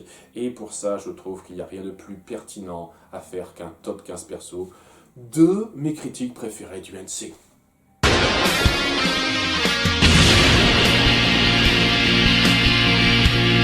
Fiche suivante. Alors, avant de commencer cette liste, va y avoir quelques mentions honorables, mais avant les mentions honorables, j'aimerais préciser une nouvelle fois que, à nouveau, je ne trouve pas une seule seconde que toutes ces critiques sont super. Il y en a certaines qui sont assez oubliables et d'autres qui sont même discutables au point d'en être un peu mauvaises pour moi. Et je vais pas le faire tout de suite, mais si jamais ça vous intéresse, et par ça je veux dire, si jamais vous avez suivi ma vidéo jusqu'à aller jusqu'à ce point, et à vous intéresser à ce top 15, pas juste parce que « Ah, il dit du mal de MJ, super !» Non, est-ce que vous vous intéressez aux Nostalgia Critique, pas juste à moi qui reviens sur MJ. Si c'est le cas, je suis prêt à faire un top 15 des plus mauvaises critiques du Nostalgia Critique, pour ajouter le Yang Goyin comme j'aime bien le faire, et pour montrer que je ne suis pas un gros fanboy. Mais j'espère que c'est clair ça quand même. Parce que s'il y a bien un truc que j'aimerais pas qu'on me traite, c'est de fanboy.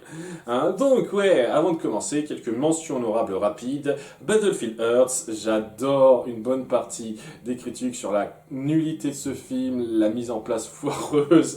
Il critique la caméra qui est un angle super bizarre et je suis vraiment mal placé pour critiquer ça moi-même parce que je suis vraiment pas doué pour bien positionner ma caméra. Mais bon, je me vante pas d'être un grand réalisateur moi.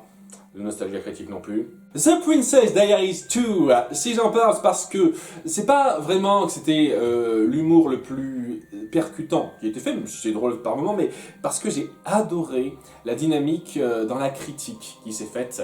Et je trouve ça dommage qu'il n'ait pas très souvent répété ça. Parce qu'il joue sur son personnage et celui d'Hyper Fangirl qui critique ensemble le film. Ce qui amène vraiment une dynamique dans la critique parce que chacun enchaîne. Et c'est quelque chose de très fun qui change même un petit peu d'une critique écrite par Nostalgia Critique et un autre collègue, parce que c'est vraiment un peu lui qui fait le topo. J'imagine que Tamara a quand même un tout petit peu participé, mais ouais, c'est lui qui a fait le gros du morceau. Et ouais, j'ai beaucoup aimé cette dynamique. Et je trouve vraiment dommage qu'on n'ait pas eu beaucoup de films comme ça. De critiques de films comme ça. Je trouve que ça aurait été super cool à faire un peu plus. Ensuite, la jeune fille de Loro que je mets en mention honorable, mais pas seulement parce que sa réaction aux conneries scénaristiques du film, pour moi, est impayable. Alors oui, certains diront que c'est fait exprès, que c'est censé être une vraie comédie. Ok, c'est assez bizarre la façon dont c'est représenté, mais à nouveau, j'ai vu le film en filigrane personnellement.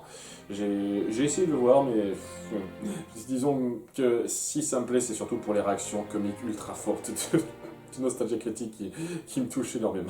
Après, un petit doublé avec Disney Afternoon et Fox Kids. Alors, ce sont des critiques particulières où on ne revient pas juste sur un film. De temps en temps, on change un petit peu de cette formule-là, je le précise à nouveau, et où on se centre sur les programmes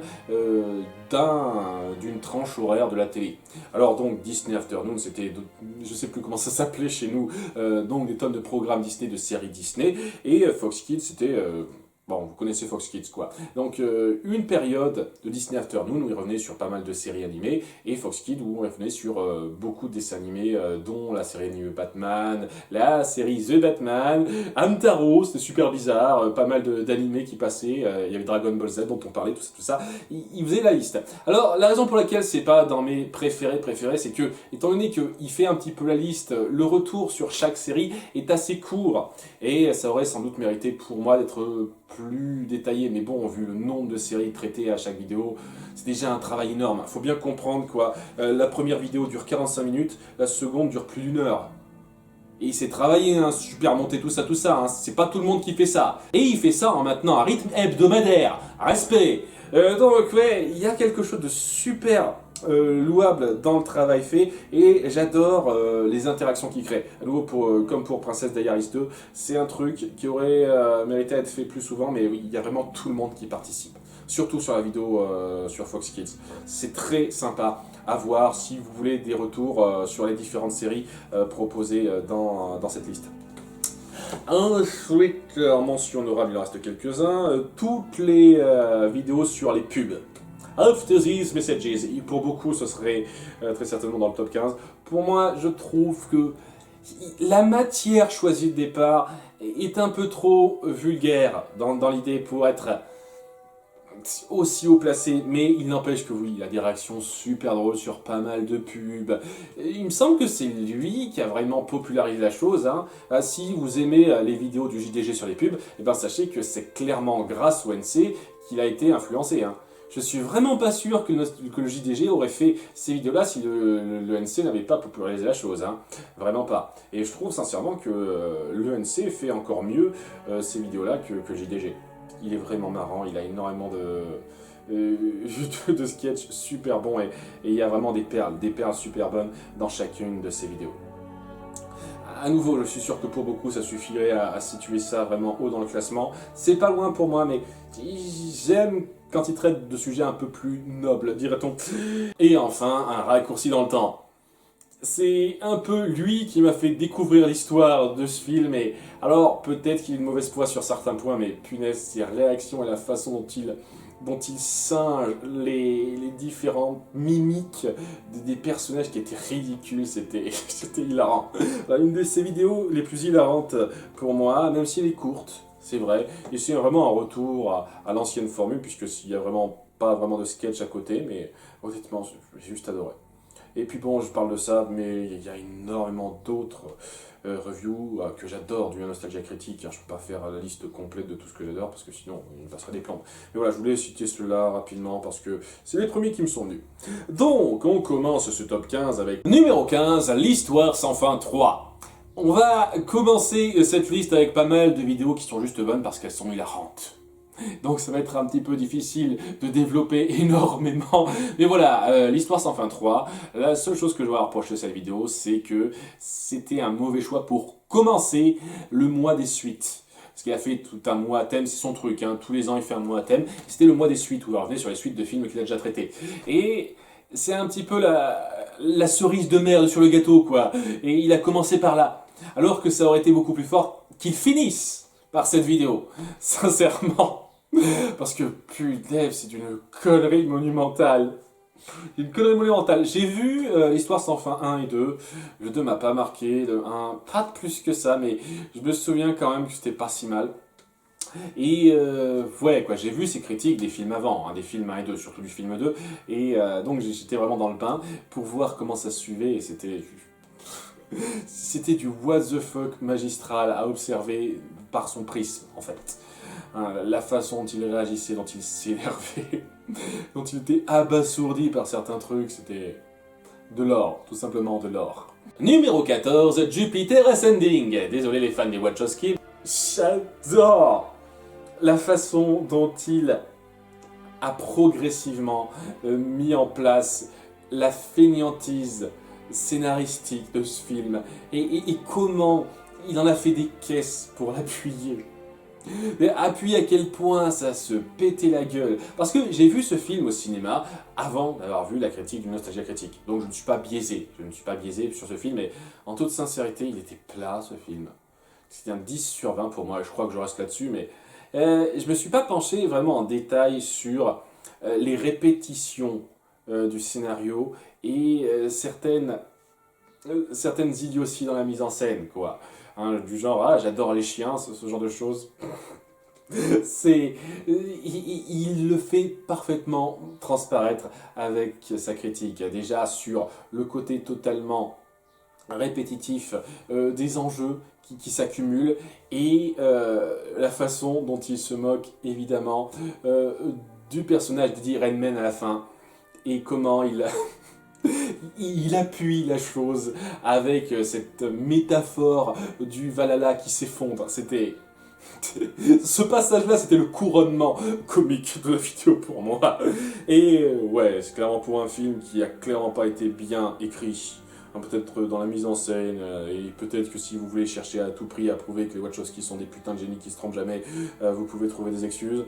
Mais ça a clairement été un foirage ce truc, et il a parfaitement su jouer dessus. Numéro 13, The Odd Life of Timothy Green. Je ne suis pas sûr qu'il existe à titre français à ce film. C'est un film un peu particulier. C'est le film qui lui a donné envie de se relancer dans le NC. Entre autres, évidemment, c'est pas la seule raison.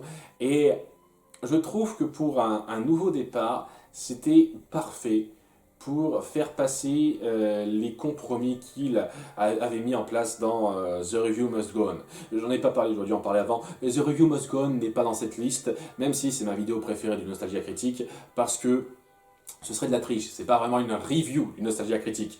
Donc, je la mets à part. Donc, ma vidéo préférée du Nostalgia Critique, j'en ai parlé dans ma liste, mon top 15 des vidéos de YouTube préférées, hein, si vous voulez savoir ça. Mais, ouais, je la mets à part. Et c'était un super retour pour moi, pour appuyer que maintenant, je continue de critiquer des films, mais je vais le faire un peu à ma manière, en faisant des sketchs, de la mise en scène, comme je voulais le faire dans Demoreal, en espérant que ça vous plaise. Et pour une bonne majorité du public, ça a plu. Il y a des gens qui sont venus se plaindre, qui n'aimaient déjà plus trop le Nostalgia Critique, que ça essayait vraiment de recycler Demoreal, et dans un sens, c'est pas totalement faux, mais ça essayait vraiment de faire un compromis tout simplement. De vouloir dire, ok, je fais quelque chose de neuf. Je donne aux gens ce qu'ils veulent, mais je ne veux pas leur donner pile poil exactement la même chose. Et c'était un pari particulièrement réussi pour moi. il a été ultra inspiré pour énormément de mise en scène, surtout lorsqu'il jouait le couple devant les conseillers matrimoniaux pour adopter. Je trouvais ça particulièrement hilarant à certains degrés. Et il a su vraiment prendre le film qu'il a énervé à un degré particulier pour être pertinent et percutant dans ses blagues et ses remarques. Et la façon dont il a réagi au message de ce film, comme quoi les parents font des erreurs et leur truc c'est de faire tout le temps des mauvaises erreurs, non. Les parents, ils font des erreurs, c'est sûr, mais ils apprennent de leurs erreurs pour ne plus en faire. C'est un message de merde que vous faites passer. Beaucoup de choses très intéressantes là-dedans, qui appuient vraiment tout ce qu'aura été le Nostalgia Critique durant les années à suivre. C'est-à-dire quelqu'un qui essaiera d'aller un cran au-dessus. Mais pas seulement en termes de top 11, mais aussi en termes de façon de traiter les films. D'aller un peu plus loin que le simple gars qui rage sur les trucs qui vont pas. Je vais essayer de faire un peu d'analyse et de voir un peu en détail ce qu'essaye de dire un film. Même si ça ne changera pas de temps en temps de rager simplement sur certains films, hein, évidemment. Mais c'était une transition parfaitement réussie en ce qui me concerne. Numéro 12, The Cell. Et ça va me permettre de revenir sur un argument de MJ Global une fois de plus, que je n'ai pas taclé encore parce que c'était l'occasion parfaite pour en parler, sur le fait que le NC renie forcément tout ce qui a un style particulier pour dire « Ah, c'est de la merde, c'est prétentieux ». Et je vais pas dire une seule seconde que c'est jamais le cas. On peut dire que ça arrive de temps en temps, mais c'est faux à certains moments. À certains moments, il analyse le style de certains films, mais c'est pas des réalisateurs qui te plaisent autant, donc évidemment que ça te plaît pas. Et aussi parce que ce qu'il essaye de renvoyer par là, pour moi, notamment dans sa critique justement de La jeune fille de l'eau, c'est que on a tendance facilement à tout pardonner à l'écriture d'un film quand on nous balance « mais tu comprends pas le style du réalisateur ». Parce que c'est un style devient l'excuse pour tout justifier. C'est-à-dire que l'écriture centrale, le récit central, n'a plus de défaut à cause de ça. On ne peut plus critiquer ça parce que le style le veut. Et j'ai toujours été un peu énervé par ça. Par les gens qui vous reprennent en disant « Oh, mais t'es pas dans le style, tu peux pas comprendre, ah, espèce de béotien. » Ce genre de truc m'exaspère parce que ces gens-là ne peuvent pas comprendre une seule seconde que le style n'est pas forcément universel et qu'il ne parlera pas forcément à tout le monde. Et que dès lors que ce style ne parle pas à quelqu'un, eh ben, il reste le récit central. Et comment il est amené. Et quand il y a des choses à redire là-dedans, eh ben, tu peux pas juste dire « Ah, le style pardonne tout hein. ». Donc, c'est l'argument qu'il fait passer en ce qui me concerne. Et c'est ce qui fait que j'aime beaucoup certaines de ces critiques qui vont au-delà de ce style et qui se centrent sur le récit principal sans les artifices de ce genre de choses. The Cell, c'est l'exemple parfait de la chose pour moi. Parce que c'est un film aux ambitions artistiques assez notables, mais qui a un récit complètement foireux. Vraiment. Et donc, oui, on peut se sentir insulté lorsqu'il y a des tonnes de trucs perturbants visuellement à l'écran, lorsqu'on est dans le monde des rêves d'un psychopathe. Et il fait « Ah, demandez-moi ce que ça veut dire, demandez-moi ce que ça veut dire !» Ça peut être un petit peu énervant, mais il appuie un petit peu le principe quand le style est censé aller au-delà du récit central et que c'est pas le cas pour tout le monde, quoi. Et je trouve qu'il appuie parfaitement ça avec sa critique très juste de l'intrigue qui ne tient pas debout, tout simplement, qui est ultra forcée et qui repose sur les tonnes de décisions stupides pour que ça puisse marcher comme ça. Mais on dira, mais le style le veut. Non, le style ne justifie pas tout, pour moi. Et le style ne justifie clairement pas des impairs de ce niveau-là dans l'écriture scénaristique. Vraiment pas. Et donc il l'a parfaitement bien appuyé et il donne aussi un argument que j'aime bien par rapport à comment on essaie de justifier la mentalité, la psychologie d'un serial killer, d'un psychopathe. Hein, et ben on dit juste il a eu une enfance malheureuse. Son père le battait. Fin de l'explication, ah, ça justifie tout. C'est un peu facile, quoi, c'est un peu facile et je suis d'accord avec lui. Il y a beaucoup d'arguments là-dedans que je trouve pertinents. Ouais, quand on est juste énervé par ça, simplement parce qu'il n'adhère pas au style de Tarsem, il me semble que c'est ça le nom du réalisateur, j'avoue que c'est passer à côté de ce qu'il essaye de critiquer vraiment. Même si ça vous paraît basique, pour moi c'est pas si basique que ça. Le récit, il faut qu'il soit solidement écrit. Numéro 11, Hit 2017. J'ai eu l'embarras du choix en ce qui concernait les critiques où il rejouait le film. Et je sais que pour beaucoup de gens, c'est un petit peu un non-non. Comment il ose faire ça? C'est pas comme ça qu'il arrivera à nous convaincre, c'est trop biaisé. Et je suis assez d'accord pour dire que oui, il fait transparaître sa vision du film à travers les scènes qu'il rejoue. C'est exact. Ça ne veut pas dire une seule seconde qu'il n'y a aucun argument à retenir derrière. Et je trouve quand même que ça lui permet d'aller loin dans dans sa recherche comique, dans sa recherche de mise en scène, où il essaye de jouer, de jongler avec les acteurs qu'il a. Parce que je trouve sincèrement que les acteurs qu'il a, les gens qui bossent avec lui, sont très sympathiques, jouent plus que correctement, et lorsqu'il les met en avant, ça fait plaisir. Parce que j'en ai pas parlé là aussi, mais j'ai une autre critique à la con, je pourrais en parler très vite, ça, de MJ sur le fait qu'il considère mal les acteurs qui jouent avec lui en faisant ses sous-fifres, ce qui est de la grosse connerie, parce que oui, ce sont ses sous-fifres, c'est le chef du coin, mais déjà, il les fait jouer d'autres rôles où ils ont l'ascendant sur eux à plusieurs moments, donc c'est du foutage de gueule, déjà, et surtout, c'est une parodie aussi de Nostalgia Critique qui s'en prend plein la gueule. On montre qu'il a des travers et que c'est un connard de temps en temps, et qu'il a le juste retour des choses à plusieurs moments. Lorsqu'il a critiqué Ghost Dad, par exemple, et qu'il traitait ces deux acteurs employés comme de la merde, à la fin, il se recevait le juste retour de bâton. Faut arrêter de faire comme si il mettait en scène les choses comme s'il était Dieu tout-puissant et que tous les autres étaient sous-fifres, parce que c'est pas exactement pareil, hein. C'est vraiment pas ça. Je précise ça parce qu'il y a tellement de conneries que le MJ lui reproche. Enfin bref. Il sait parfaitement jongler avec ses personnages pour créer déjà une situation très à la Batman, la série animée, un épisode particulier autour des différents Pennywise, pour faire un comparatif intéressant dans la mise en forme. Vraiment très intéressant. Et les refaites du film sont assez drôles dans la façon dont il fait jouer les personnages par les différents acteurs qu'il a sous la main. Il prend vraiment en compte tous les personnages qu'il peut et c'est vraiment marrant. Il y a beaucoup d'autres cas de critiques où il rejoue les scènes qui me plaisent beaucoup.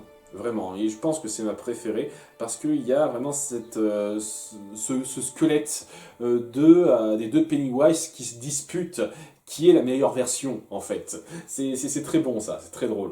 Étant donné que les films hits, c'est-à-dire le téléfilm des années 90 et les deux films sortis sur grand écran il y a quelques années de ça, il les a traités vraiment en détail, c'est un peu une franchise particulière pour le NC et je trouve que c'est le moment le plus fort pour moi de la chose.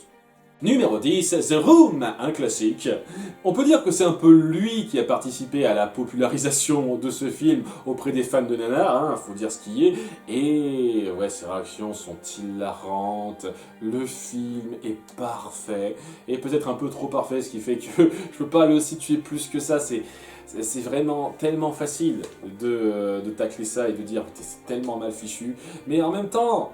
C'est le genre de choses, c'est du pain béni pour nous lorsqu'on tombe là-dessus, quoi. Ce genre de film tellement mal branlé, tellement ridicule dans son propos, dans sa mise en forme, dans sa mise en scène, que ça s'écrit tout seul. Que ça s'écrit tout seul. Et il a parfaitement eu les réactions à avoir pour ça, pour que l'hilarité que provoque le film soit décuplée. C'est tout simplement. Il n'y a rien de spécial à dire de plus là-dessus. Je trouve, juste pour appuyer un argument que j'ai pointé avant, que oui, si on peut se moquer de ça, pourquoi on ne se moquerait pas d'une comédie nanardesque? Oui, c'est pas exactement le même principe, la même chose, mais quand même, quoi.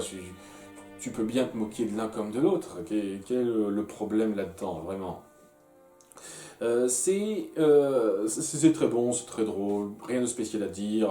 Pareil pour le film suivant qui est dans la même veine. Numéro 9, Titanic, l'autre film animé. C'est incroyablement con comme concept de faire un film familial à la Disney pour gamins, centré sur le Titanic. Déjà que ça a déjà été fait avant avec un autre film qui était déjà assez gratiné, que le Nostalgia Critique a critiqué. Mais alors celui-là, on a complètement fumé quoi. On essaye de balancer un message sur les baleines, d'humains qui parlent aux animaux. On essaye de forcer une happy end en nous balançant au début. Oh, on a exagéré les faits sur le Titanic, il n'y a pas eu de mort en fait. Ce genre de conneries, tu te dis, waouh! What the fuck? Qu'est-ce que c'est de ce délire? C'est quoi cette merde? Ce genre de film, mais c'est du pain béni une fois de plus à critiquer parce que il y a tellement de conneries à dépeindre et à pointer que ça s'écrit presque tout seul. Et une fois de plus, parfaite réaction. Si vous avez adoré la critique du joueur de grenier qui est assez récente là-dessus, pour moi c'est la version light de ce que nous avait fait le Nostalgia Critique. Le Nostalgia Critique c'était juste hilarant. Il s'est plus étendu là-dessus et c'était juste... C'était parfait, c'était juste parfait. Les réactions parfaites, les différentes critiques, des conneries mises en place, c'était... Numéro 8, Le Fils du Masque. On finit un peu cet enchaînement de critiques qui sont juste hilarantes parce que le film est totalement con. Le Fils du Masque, c'est quand même un cas particulier parce qu'en plus d'être con, il est ultra irritant. Vraiment. Et c'est l'un des pires films que j'ai vu de ma vie. Pour ceux qui n'ont pas vu la liste qui se rattache à ça.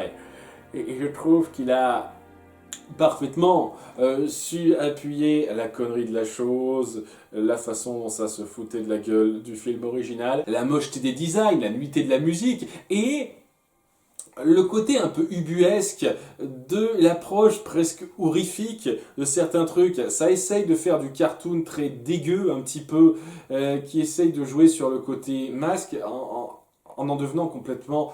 dégoûtante, pour lui-même effrayante. Je trouve qu'il exagère un petit peu à titre personnel, mais bien entendu qu'il exagère, c'est un personnage évidemment. Et cette descente aux enfers qu'on met en place du Nostalgia Critique qui découvre un film qui au début se dit ouais c'est nul, mais qui devient de plus en plus détruit par ce film au fur et à mesure qu'il le regarde, c'est incroyable, c'est juste énorme de drôlerie. Ses réactions sont parmi les plus hilarantes qu'il ait fait et c'est une de ses meilleures pour moi, vraiment. Numéro 7, Moulin Rouge ex aequo avec Les Misérables. C'est les deux premiers volets de la quadrilogie maintenant, oui, quadrilogie d'épisodes musicaux du NC. Les autres étant un petit peu moins bien reçus, même par moi, hein, je vous cache pas. Son truc sur le fantôme de l'opéra, j'ai vraiment pas été pris dedans. Parce que dans la mise en scène, j'ai vraiment pas saisi où il critiquait l'histoire en parallèle avec sa mise en scène. Contrairement à sa critique sur Hocus Pocus, où ça passait très bien, là j'ai vraiment pas été pris dedans, et ouais, c'était moins inspiré pour moi les chansons. Et puis bon, The Wall, je vais pas trop m'étendre là-dessus, je trouve qu'on a tendance à exagérer un petit peu sur le côté antéchrist de cette vidéo, mais oui, c'est quand même pas génial du tout, hein, et pour un néophyte du film comme moi, j'étais totalement perdu. Je voyais pas où il voulait en venir avec ses mises en scène, et j'ai juste été pris par la technique et la musique qui était pas mal, donc... Voilà, hein. Les deux qui m'ont parlé, c'est donc Moulin Rouge et Les Misérables, que je connais parce que j'ai vu Moulin Rouge et Les Misérables aussi, je l'ai vu aussi. Hein, Misérables, je connais évidemment la pièce, j'ai suivi pas mal de films qui ont repris cette histoire, notamment avec Jean Gabin, ma version préférée. Donc, ouais, Les Misérables, la comédie musicale, ils l'ont un petit peu joué et je trouve que c'était génial. On jouait vraiment sur toutes les têtes qu'on pouvait avoir, donc les nombreux personnages qui ont joué, les nombreux participants de Channel Awesome qui apparemment trouvent que c'est de la merde maintenant, j'imagine, parce que maintenant tout ce qu'ils ont fait avec le NC c'était de la merde. Apparemment, d'après ce que j'ai vu comme témoignage, c'est ça. C'est-à-dire qu'on n'a pas aimé ce qu'on a fait là, donc tout ce qu'on a fait avec le NC c'était pourri. Apparemment, hein, on crache sur absolument tout ce qu'il nous a fait, très bien. Pour moi, ça restait génial, il y avait une vraie alchimie, en tout cas une dynamique très marrante entre les différents acteurs qui jouaient, que ce soit dans le premier cas avec Lion Chic et Brendan Floss, dans le deuxième cas avec Kyle et je sais plus comment il s'appelle, je suis désolé, les deux autres critiques qui étaient là. Il y avait un jeu très bon sur le parallèle de la critique qui se mettait en place et le film, en revenant sur les images du film et on faisait des reprises de musique qui étaient vraiment bonnes. C'est-à-dire que c'était pas tout à fait le même timbre, histoire que ça puisse passer, que ce soit pas pris par les droits du film, mais de façon à ce que ce soit très réminiscent, ces musiques. Il y a un vrai boulot qui a été fait, il me semble que c'est Jim Jarros, ou non c'est pas Jim Jarros, c'est quelqu'un d'autre. Enfin, c'est quelqu'un qui a participé à pas mal de vidéos du NC, qui a participé à ces musiques, qui a réécrit pas mal de musique, et il fait un job extra, vraiment. Le travail sur les refontes de musique, les réécritures de musique est excellent, pour qu'on soit pris dans le ton familier sans que ce soit exactement la même chose. Donc, ouais, il y a un travail sur les musiques, et on sent la grandeur de l'échelle là-dedans, c'est excellent, c'est excellent. Il y a un travail aussi poussé, étant donné qu'on a énormément de gens pour critiquer ça, sur les différents reproches, les différentes approches qu'on peut avoir pour voir le film. Il y a des gens qui considéreront le film différemment, surtout pour le cas des Misérables. On a vraiment trois avis qui divergent un petit peu. Quelqu'un qui est prêt à accepter les défauts, l'autre qui est un petit peu mi-figue mi-raisin, et l'autre qui a vraiment pas aimé. C'est assez bon ça, c'est assez bon ça. Mais ouais, les deux se valent à peu de choses près. Si je devais en choisir un que je préfère, je dirais que je préfère légèrement Les Misérables, parce qu'il y a un jeu vraiment très très bon sur les participants, là où c'était... ça se recherchait un petit peu plus pour Moulin Rouge, c'était un peu plus froid, dira-t-on. Un tout petit peu, hein, mais ça reste excellent. Et donc, ouais, c'est un travail énorme qui a bien donné ses fruits et qui appuie que le Nostalgia Critique sait avoir un bon coffre et que la plupart des autres participants se débrouillent pas mal. Du bon niveau musical, qui parodie bien la chose et qui s'incruste à une bonne critique pour moi de ces films. Numéro 6, Christmas with the Cranks. Je ne sais plus exactement c'est quoi le titre français, on s'en fout. C'est un film avec Tim Allen et Sigourney Weaver, si vous voulez savoir. Donc c'est un film de Noël et ça me permet de revenir un petit peu sur, pas une critique de MJ, même si elle a un tout petit peu fait référence à ça, mais sur le fait que le NC essaye d'aller un peu plus loin dans sa critique pour les épisodes, les émissions de Noël. Il essaye un tout petit peu de faire passer un message chaleureux aux gens pour essayer d'être avec eux et de pas juste faire une bête critique drôle avec un peu de morale, tout ça. Il veut faire une morale plus chaleureuse. Parce qu'il aime beaucoup Noël, c'est une période qu'il adore, hein. C'est un running gag. Je pense aussi que Doug Walger adore Noël, hein, en soi. Et il y a eu pas mal d'émissions spéciales Noël que j'aurais pu citer, ne serait-ce que sur Christmas Story 2, qui était une bonne critique, bien drôle, et avec un bon final où il accepte un petit peu hyper fangirl dans sa vie, le Nostalgia Critique, à un certain degré, c'était plutôt bon, c'était assez rigolo ça, enfin, et assez joli à voir, mais il y a d'autres cas comme ça. Il essaye la plupart du temps de faire passer un bon message dans sa vidéo finale pour Noël, et ça se passait très bien là. Mais ma préférée c'est celle-là, parce qu'il essaye vraiment de revenir un petit peu sur le conflit avec le passé, ce qu'on était avant et ce qu'on est maintenant. De dire que les gens changent, que leur contenu évolue. Et oui, les contenus du Nostalgia Critique ont évolué, ils ne stagnent pas stupidement comme diraient certains. Ils ont quand même pas mal évolué un petit peu quoi. Et il y a cette confrontation qui se fait où au début on essaye un peu de diaboliser la partie la partie du passé qui essaye de se raccrocher un petit peu à ça et qui dit que faire des sketchs trop poussés, faire de la mise en scène, c'est peut-être un petit peu trop.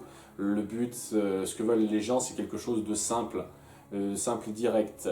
Et il essaye d'aller contre ça, de dire que ouais, ça ne peut pas marcher éternellement, tout en n'essayant pas non plus de totalement renier ça. C'est ce qu'il essaye de faire passer à la fin, parce que Christmas with the Cranks a un message complètement pourri sur le fait de ne pas savoir respecter les traditions de Noël, mais les traditions basiques, c'est-à-dire bien savoir décorer comme il faut, le sapin, ce genre de conneries, vous voyez. Il essaye d'appuyer que se rattacher stupidement aux traditions et diaboliser ceux qui ne le font pas, c'est une très mauvaise chose, et c'est ce qu'il essaye de faire passer. Mais en même temps, il essaye de nuancer ça en disant que le passé, ça nous représente un petit peu, il ne faut pas en avoir vraiment honte. Il essaye de faire ce pont là-dedans, et il a un message plutôt joli là-dessus pour moi. C'est pour moi l'épisode spécial Noël qui m'a le plus touché, sincèrement. Et ouais, j'attends toujours impatiemment là, chaque année la critique de Noël spéciale pour voir s'il peut arriver à me toucher autant en fait. c'est un petit peu un challenge que je lui donne à titre personnel. Est-ce qu'il va arriver à me toucher autant que ce coup-ci avec son message? Parce que depuis qu'il a commencé à faire ça, c'était vraiment quelque chose. Et pour l'instant, c'est le pic pour moi. Et ne sait-on jamais, peut-être que dans le Noël qui vient, maintenant qu'il a enfin récupéré son équipe, ça fait 1 an et demi qu'il a dû bosser ses vidéos en étant à part de son équipe, donc il tournait différemment dans des lieux séparés, et donc il ne pouvait pas faire autant de mise en scène qu'il le voulait. C'est aussi une des raisons principales pour laquelle il ne faisait pas des critiques plus travaillées en termes de mise en scène qu'avant. Donc je suis impatient de voir ses nouvelles vidéos maintenant avec ça. Maintenant qu'il a sa nouvelle équipe, j'attends impatiemment la critique de Noël. Parce que c'est toujours quelque chose d'assez joli, de chaleureux qu'il essaye de faire passer. Pas tout le temps, pas aussi bien certaines années, mais des fois ça peut aller loin, donc j'espère que ce sera bon cette année-là. Numéro 5, Patch Adams, ou Dr Patch par chez nous. Un cas particulier parce que c'est une des très rares fois qu'on me fait changer drastiquement d'avis sur un film. Faut comprendre que c'est un film que j'ai vu assez tôt dans la filmographie de Robin Williams, c'est un des tout premiers que j'ai vu, et donc j'ai été un peu touché par le côté drôle de ce personnage qui essaye de se mettre un petit peu contre ce système un peu trop froid, qui essaye de traiter les patients plus comme des clients que comme des vrais êtres humains. Et au bout du compte, j'avais pas vraiment fait gaffe que c'était un biopic et que ça racontait la vie d'une vraie personne. Et je me suis juste tenu à l'histoire de base que ça racontait. Le Nostalgia Critique a abordé la chose en mettant bien en avant que ça représentait la vie d'une vraie personne qui était encore vivante au moment des faits. Alors je ne sais pas si elle est encore vivante, si Patch Adams est encore vivant à l'heure actuelle. J'espère qu'il l'est, hein, ça a l'air d'être un homme génial. Et de dire que c'était du foutage de gueule. Déjà pour représenter la médecine à l'époque reculée qui est censée être représentée là-dedans, c'est-à-dire il y a quelques dizaines d'années, c'était déjà du foutage de gueule, on exagérait totalement les traits néfastes, les traits maléfiques là-dedans, et surtout en donnant à Patch Adams énormément d'intentions et d'actes qu'il n'a pas eu. Et c'est ultra insultant dans le fait que ça représente tellement mal quelque chose qui est tellement très joli de base. C'est ça le truc. L'histoire de Patch Adams est tellement excellente en soi, elle a tellement de bonnes choses à retenir qu'on a décidé de bêtement romancer ça avec des tonnes de rajouts mal fichus et qui, si on y réfléchit, sont très discutables. Et il a su tellement bien le faire, il a su tellement me faire comprendre ce qu'il y avait derrière le film pour que je ne puisse plus l'apprécier. Ce qui est super rare, une fois de plus, quand quelqu'un arrive à me convaincre de quelque chose comme ça. C'est pour ça que cette critique est aussi bien placée pour moi. C'est une de ces critiques les plus pertinentes, les plus bien pensées qui soient. Et je dois avouer que oui, son côté, j'en ai un petit peu marre de la formule Robin Williams, était plutôt bien pensé parce que quand on y pense, il a fait énormément de films dans les années 90 et début 2000 où il était toujours le même genre de personnage. Vous savez, le foufou qui arrivait dans un environnement morne et qui changeait les choses en ne jouant pas selon les règles, ce genre de conneries, quoi. C'est assez cool de le voir défoncer un peu cette formule et dire que Robin Williams sait être drôle, mais ce serait cool de ne pas le résumer qu'à ça. Et très bon, sur énormément de points, c'est excellent cette critique. Numéro 4, la trilogie Dr Seuss. C'est un peu de la triche, d'autant plus que c'est un peu une tétralogie. Il a également critiqué Orton. Il a été beaucoup plus sympa avec Orton, hein, faut dire ce qui est. Donc ça fait un peu plaisir, même s'il aime pas trop le film. Mais ouais, il a critiqué les films qui ont été faits sur les bouquins du Dr Seuss. Et on sent la passion qu'il a pour le gars. Vraiment. Je pense que ça doit être un de ses auteurs préférés, Dr Seuss. Chez nous, s'il n'est pas très connu, dites-moi le contraire. Est-ce que c'est quelqu'un de très connu en France, Dr Seuss? Je crois pas. Et donc, moi qui connaissais le Grinch avec Jim Carrey, j'ai découvert sa critique sous un nouveau prisme et j'ai découvert vraiment la passion qu'il avait pour le gars. Déjà en faisant vraiment tout cet effort pour le Grinch, de faire toute une revue en vers. Vraiment, en faisant vraiment gaffe aux rimes et aussi au nombre de syllabes. Il y avait vraiment ça qui était recherché, très bien fichu. Il a fait vraiment cet effort-là. Et c'est clair et net que à cause de ça, ça peut paraître un petit peu mécanique, cette vidéo, dira-t-on. Mais l'effort qui a été fait dans cette vidéo reste vraiment exceptionnel à noter, vraiment très glorifiant. Et ouais, les autres, on sentait de plus en plus qu'il appuyait sa passion pour Dr. Seuss et son énervement envers ces adaptations qui essayaient vraiment de capitaliser stupidement là-dessus en faisant des formules faciles toutes faites qui ne défiaient pas l'intellect des personnes qui suivaient, avec le chat chapeauté qui était une grosse merde, qui chiait surtout le message que pouvait faire passer le film, avec des références pop culture pourries, des blagues matures, mal fichues, avec de la très bonne mise en scène là-dessus, en jouant sur ces personnages. J'adore quand il fait ça. Quand il fait de la bonne mise en scène avec ses acteurs qui jouent bien sur ses personnages. Hein. Il y a un personnage, un acteur qui vient souvent qui s'appelle Orlando, je ne sais plus quoi. Je suis désolé pour lui, parce que c'est un très bon acteur, hein, il a joué pas mal de personnages, et je trouve qu'il joue parfaitement le directeur d'entreprise qui veut tabler sur la popularité d'un produit, quoi. Il était génial là-dedans. Et le Lorax, c'était moins affreux que le chat chapeauté pour lui, mais ça restait quand même très discutable, et c'était une insulte par rapport à ce qu'essayait de faire passer subtilement le conte de base, avec tous les remplissages pourris et convenus qu'il y avait derrière. Il y avait quelque chose de très intéressant, et beaucoup de ces remarques, bien recherchées, étaient faites là-dedans.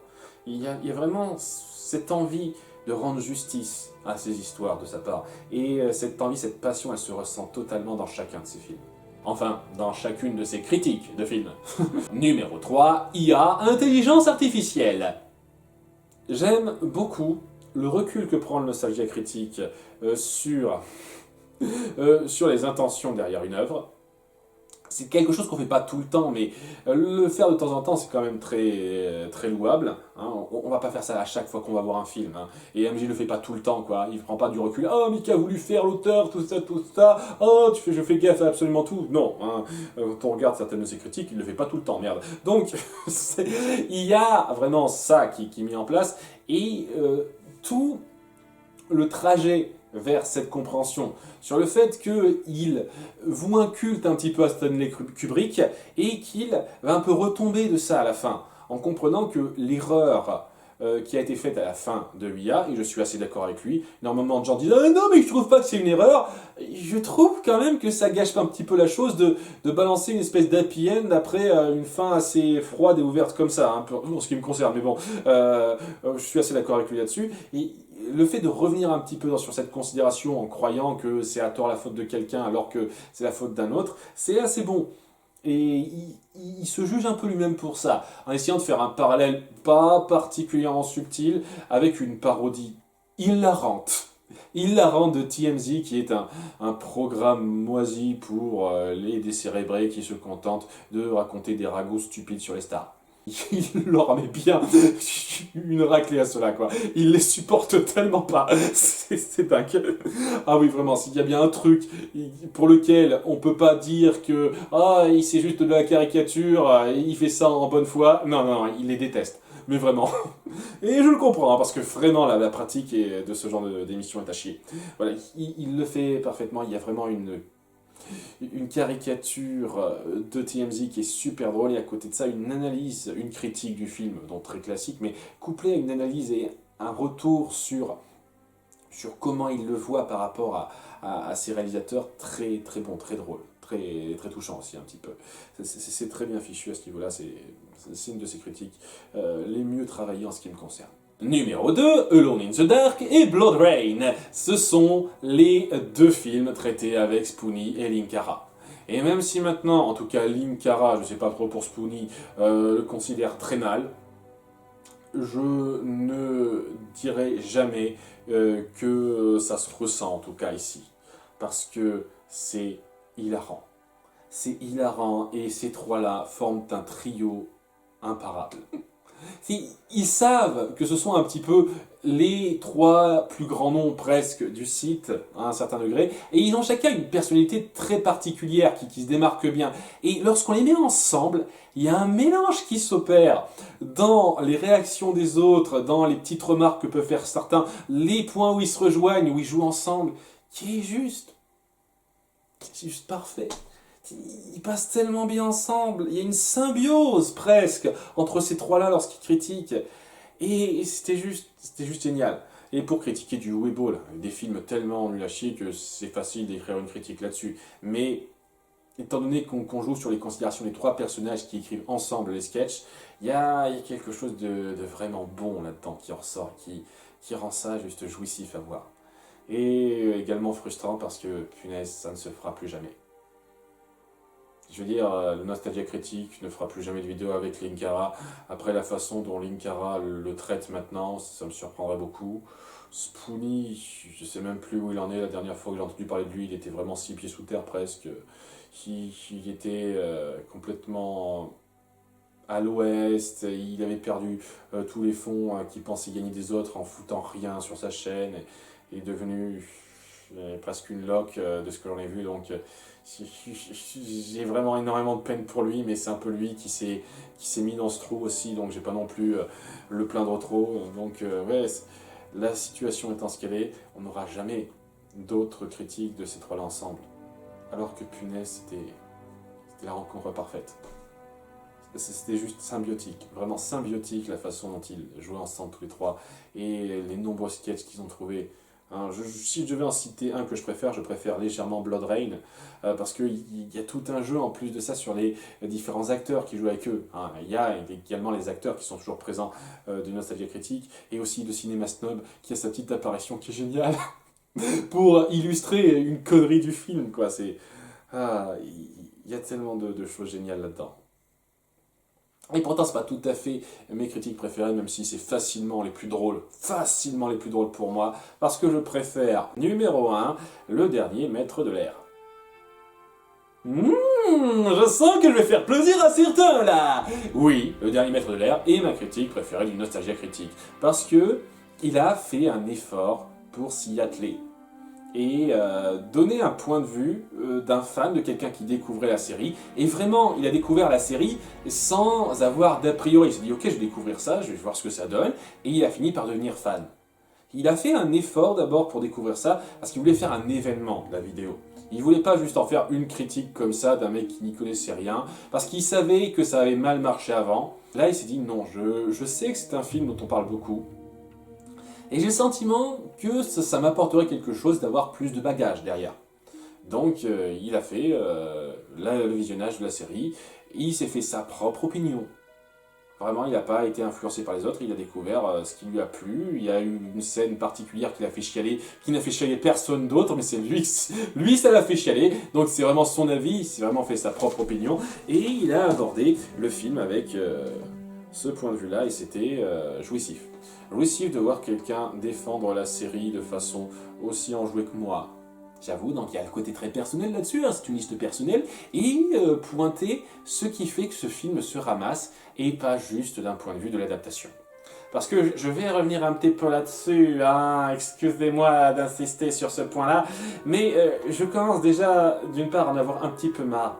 Les gens qui adorent ce film parce que Shyamalan est un putain de génie, de toujours rapporter la globalité de votre critique à « Oh, mais arrêtez de comparer avec la série, ça me fait chier !»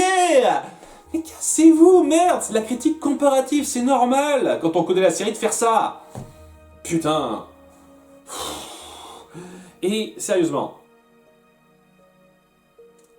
un truc que je tiens vraiment à imputer à MJ, parce que là, ça m'a un petit peu énervé. C'est un détail, dans l'absolu, mais étant donné qu'il a passé 1 minute 30 sur ce détail, c'est quelque chose d'assez grave pour moi, il a passé des plombes à dire que ça l'énervait qu'on dise sans arrêt que le film prononce mal les prénoms des personnages. Et je peux comprendre ta critique, je trouve que c'est assez anodin comme critique à faire au film, hein, c'est vraiment rien du tout par rapport aux nombreuses conneries qu'il y a à dire là-dedans, mais t'as pas suivi la critique. Il fait un comparatif de 5 secondes là-dessus, en disant juste après que ce serait un petit peu hypocrite de sa part de s'acharner sur ce point-là, parce que lui-même a du mal à prononcer les noms. Ça c'est un truc, un petit running gag autour de lui, il a du mal à prononcer certains noms. Hein, il prononce mal Mako, il prononce mal Bashki, hein, j'ai un peu repris ça de lui, quoi. Il n'a pas la science infuse pour les noms, et même pour les noms d'Avatar, le dernier maître de l'air, lorsqu'il a fait ses critiques, il prononçait mal certains prénoms de personnages. Hein, donc voilà, il a fait cette petite remarque pour se tacler un petit peu lui-même. Et donc il n'a pas insisté là-dessus. Déjà, 5 secondes, quoi. Il en parle 5 secondes et toi, ça t'énerve qu'on s'acharne là-dessus. C'est clair, on parle à sa vidéo qu'on s'acharne là-dessus, c'est clair et net. Et surtout, il le dit lui-même, il fait lui-même un pic aux fans de la série qui s'acharnent là-dessus en tout début de la vidéo. Genius writing, brilliant characters, and a fan base obsessing over name pronunciation rather than the meaning of each episode. My God! It's coming to me! Donc je suis désolé MJ, s'il y a bien un point de comparaison à la série que tu peux pas reprocher aux Nostalgia Critiques, c'est celui-là. Et pourtant, pendant 1 minute, tu t'en plains. Sérieusement. Donc, ouais, je dis vraiment sincèrement, je le pense, qu'il a su parfaitement à la fois faire le comparatif avec la série en étant humoristique, parce que c'est le truc, hein, il crée une situation, des personnages caricaturaux assumés, en disant ce qui faisait que ça ratait totalement le coche pour passer d'un média à l'autre. Parce que lui-même le dit. Et c'est ça qui me gonfle, parce que j'ai vraiment l'impression qu'il avait une fois la critique et qu'il a oublié les détails qui l'emmerdent. Hein, qui pourrait un tout petit peu aller à l'encontre de ce qu'il reproche à cette critique, c'est qu'il le dit lui-même. Il se rend bien compte que répéter sans cesse que dans la série ils font ça, ça peut gonfler certaines personnes, parce qu'il comprend lui-même qu'une adaptation doit faire des changements. Il le comprend, il le dit lui-même. Par contre, il faut que ce soit des changements qui aient du sens, qui ne font pas stupidement régresser des éléments bien pensés à la base. C'est ça le principe, hein, il le dit lui-même. Hein. Si vous êtes trop con pour vous souvenir de ça, tant pis pour vous, mais il le dit lui-même. Et ouais, c'est ça le truc. C'est ça le truc à retenir. C'est des changements qui atténuent totalement ce qui était déjà bien avant et qui ne sont pas justifiables en soi, à part pour faire différemment, mais et on est obligé de faire la comparaison étant donné que c'est exactement le même récit. Et il dit lui-même à un moment donné qu'il est prêt à critiquer ce film sur un point bien précis qui n'a rien à voir avec le matériau de base, c'est le fait que c'est surtout de l'exposition et on ne joue clairement pas sur le principe du show don't tell. Montrez, ne dites pas. C'est tellement du tell don't show, ce truc avec des tonnes d'exposition. Et aussi le fait que c'est lent et c'est pas dynamique dans l'action. Et ouais, ça peut se reprocher au film, indépendamment de son adaptation. Il le dit lui-même.